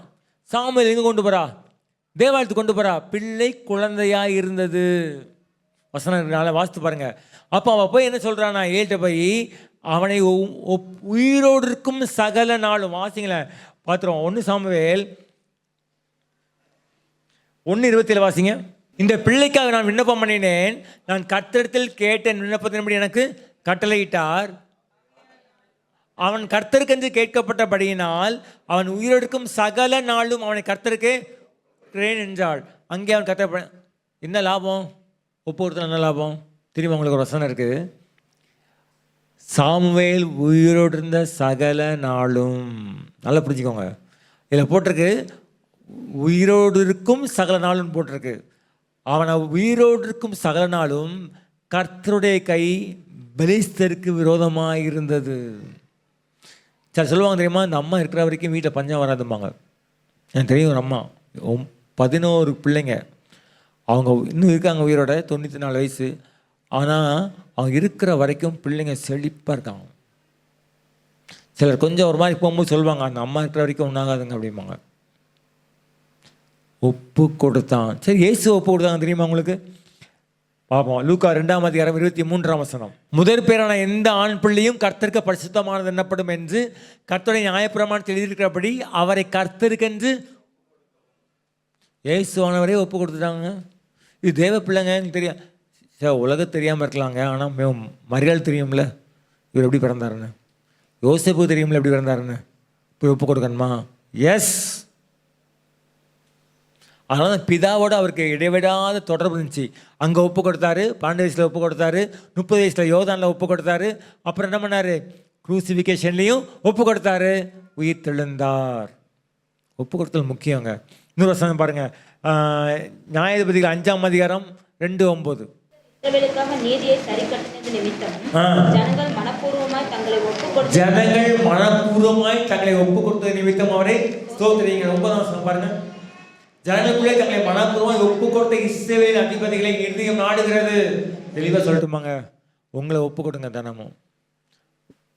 உங்கள் பிள்ளைகளுக்கு ஒப்பு கொடுங்க, உங்கள் வேலையை ஒப்பு கொடுங்க, உங்களுடைய சம்பத்தை ஒப்பு கொடுங்க. உங்கள் வாழ்க்கையில் அபரிதமாக ஆஸ்வதிக்கப்படுவீங்க. நீங்கள் போய் டிவி பார்க்காத, ஃபோனை பார்க்காத, என்ன படி படி படி சொல்லாதீங்க. ஒப்பு கொடுங்க, ஒப்பு கொடுங்க, உங்களையும் ஒப்பு கொடுங்க. ஏன்னா நீங்கள் மாறணும், அவங்கள ஒப்பு கொடுங்க, கர்த்தரவங்கள மாற்றணும், சூழ்நிலையை ஒப்பு கொடுங்க. நான் சொல்கிறேன், உங்கள் வாழ்க்கையில் ஒரு நாளும் உங்கள் பிள்ளைங்கள் நிமித்தம் வெட்கப்பட மாட்டீங்க, தலை குனிய மாட்டீங்க. கர்த்தர் உங்களை ஆசீர்வதிப்பார். ஸோ 4 காரியம். முதலாவது, மகிமையின் தேவன் தரிசனமானார். 2வது, சர்வ வல்லமை உள்ள தேவன். 3வது, சர்வலோக நியாயாதிபதி. 4வது, யெகோவா ஈரே. நான் சொல்லியிருக்கேன், இதுக்கு முன்னாடி எங்கள் அக்காவை வந்து ஒரு இடத்துல வேலை பார்த்துட்டு இருந்தா. கடைசியில் அது ஒரு எய்டட் ஸ்தாபனம். ஒரு நாள் கூப்பிட்டாங்க, இதே கிறிஸ்மஸ் டைம் தான் கூப்பிட்டு, ஏம்மா காசு வரல, எய்டு வரல, அதனால் உன் பிள்ளைங்களை நல்ல ஸ்கூலில் படிச்சுக்கிட்டு இருந்தாங்க, இங்கிலீஷ் மீடியம் நல்லா படிச்சாங்க, அங்கேருந்து எடுத்து நீ வேறு கார்பரேட் ஸ்கூலில் போட்டுருமா, அந்த ஸ்கூல் எய்டு நாங்கள் கொடுக்க முடியாது. அவர் சொல்லலாம், யெகோவா ஈரே பார்த்து கொள்வார். அப்படியே சொல்கிறேம்மா, சரி. ஒவ்வொரு மாதமும் உனக்கு நான் வந்து ஹாஸ்பிட்டல் எக்ஸ்பென்ஸ்ன்னு சொல்லி நல்ல காஸ்ட்லியான ஹார்லிக்ஸு, இந்த மாதிரி போன்விட்டா அதெல்லாம் வாங்கி கொடுப்பேன். மெடிசன் நீ செலவு பண்ணிட்டேன்னா கூட அதை ரீஇம்பர்ஸ் பண்ணிக்கலாம். அதனால் இன்னும் கொடுக்க முடியாதம்மா, எய்டே வரல, யெகோவா ராஃபா பார்த்து கொள்வார். அப்படியாம்மா சொல்கிறேன், சரி. அப்புறம் பார்த்தாங்க, கிறிஸ்மஸ்க்கு ட்ரெஸ் கொடுப்போம்லாம்மா, ட்ரெஸ் எல்லாம் கொடுப்போம், ட்ரெஸ் வாங்கி காசு கொடுப்போம், இந்த வருஷம் வந்து கஷ்டமா அப்படின்னாங்களாம். அவர் சொல்லலாம், யெகோவா ஈரே பார்த்து கொள்வார். போயிட்டான். ஏன்னா ஸ்கூல் படிப்பு சாக்ரிஃபைஸ் பண்ண முடியாது. பிள்ளைங்க ட்ரெஸ்ஸு நம்ம விட்டுருவோம், பிள்ளைங்களுக்கு ட்ரெஸ்ஸு. வெள்ளிக்கிழமை நடந்துச்சு, சனிக்கிழமை லீவு, சண்டே லீவு, மண்டே அந்த அம்மா கூப்பிட்டாங்க. அந்த ஸ்தாபனம் நடத்துகிறவங்க ஒரு செக் கொடுத்தாங்க, இது ட்ரெஸ்ஸுக்கு 100 செக் கொடுத்தாங்க, மெடிசினுக்கு 100 செக் கொடுத்தாங்க, ஸ்கூல் ஃபீஸ்க்கு. God is great. மறந்துடாதீங்க, இந்த சாட்சியை நான் மறக்கலை. என் வாழ்க்கையில் எவ்வளோ அனுபவங்கள் வந்தாலும் தேவன் சர்வ வல்லமை உள்ளவர். ஜெபிக்கலாமா? உங்கள் உள்ளத்தில் ஆண்டவரோடு பேசுவீங்களா? இந்த ப்ராமிஸை ஞாபகத்தில் கொண்டு வாங்க. Thank you Jesus. இந்த வார்த்தைகள் அநேகருடைய இருதயங்களுக்குள்ள நிறைந்திருக்கிற கர்த்தனை காட்டுறாரு. Thank you Jesus, thank you Jesus. பெரிய ஒரு பெருக்கத்தை அவங்க வாழ்க்கையில் எதிர்பாருங்க. கர்த்தர் பல ஜன கூட்டமாக இப்படி பெருக பண்ணுவார். ஒருவனாயிருக்கையில் ஆபிரகாம் அழைத்தவர் அவனை பல ஜன கூட்டமாக்கி பல சந்ததிகளுக்கு அவனை தகப்பனா மாத்தினார். உங்க வாழ்க்கையில இல்லாமையே இருப்பதாய் கர்த்தர் மாற்ற போறாரு. போதும் போதும் போதும் போதும் ஆண்டவர் எவ்வளவாய் நீங்களை ஆசீர்வதிக்கன்னு சொல்ல போறீங்க. Thank you Jesus, thank you Jesus, thank you. ஆசீர்வாதத்தின் மழை உங்க மேல பெய்கிறது. தேங்க்யூ. வானத்தின் பலகணிகள் திறக்கப்படுவதாக. ஆண்டவரே சாமி, வர்ற பணத்தில் நிறைய கடன் போகுது, வர்ற பணத்தில் ஒருவேளை ஒரு பெரிய போர்ஷன் உங்கள் வாழ்க்கையில் லோனுக்கு போகுது. ஒருவேளை கர்த்தர் நீங்கள் சம்பாதிக்கிற சம்பாத்தியத்தில் திருப்தி இல்லாமல் இருக்குது. ஒவ்வொரு மாதமும் கைக்கு வாய்க்கு எட்டுற மாதிரி இருக்குது. கர்த்தர் உங்கள் வாழ்க்கையில் ஆசீர்வாதத்தை அருள போகிறார். தேங்க்யூ. இது வரைக்கும் கொடுக்காத மனுஷன் கொடுப்பான், இதுவரைக்கும் கொடுக்காத நிர்வாகம் கொடுக்கும், இதுவரைக்கும் கொடுக்காத சூழ்நிலை கொடுக்கும், இதுவரைக்கும் கொடுக்காத வியாபாரம் கொடுக்கும், இதுவரைக்கும் கொடுக்காத ஆஃபீஸ் கொடுக்கும். Thank you Jesus. மகா இரக்கமுள்ள பிதாவே, இந்த ஆசீர்வதிக்கப்பட்ட வேலைக்காய் ஸ்தோத்திரம். இப்பொழுதும் ஆண்டவரே, இந்த பிள்ளைகளுடைய வாழ்க்கையில் அவங்க கையில் இருக்கிறத நீங்கள் ஆசீர்வதிப்பதற்காக ஸ்தோத்திரம். 5 அப்பம் 2 மீன் 5000 பேர் கொடுத்து மீதி 12 கூட எடுத்தது போல இந்த பிள்ளைங்க வாழ்க்கையில் போதும் போதும் என்று சொல்லுபடியாய் ஒரு பெரிய பெருக்கத்தை கொடுக்கப்படுறதுக்காக ஸ்தோத்திரம்ப்பா. இனி வெட்கமும் கிடையாது, தலைகுனிவும் கிடையாது, எங்கள் முகத்துக்கு செத்த முகமும் கிடையாது. நாங்கள் ஆபிரகாமை போல பலுகி பெருகி ஆசீர்வதிக்கப்படுவோம். இந்த வார்த்தையின்படியே ஆண்டவரை பிளஸ் பண்ணதுக்காக ஸ்தோத்திரம்ப்பா. இயேசுவின் நாமத்தில் கேட்கிறோம் பிதாவே.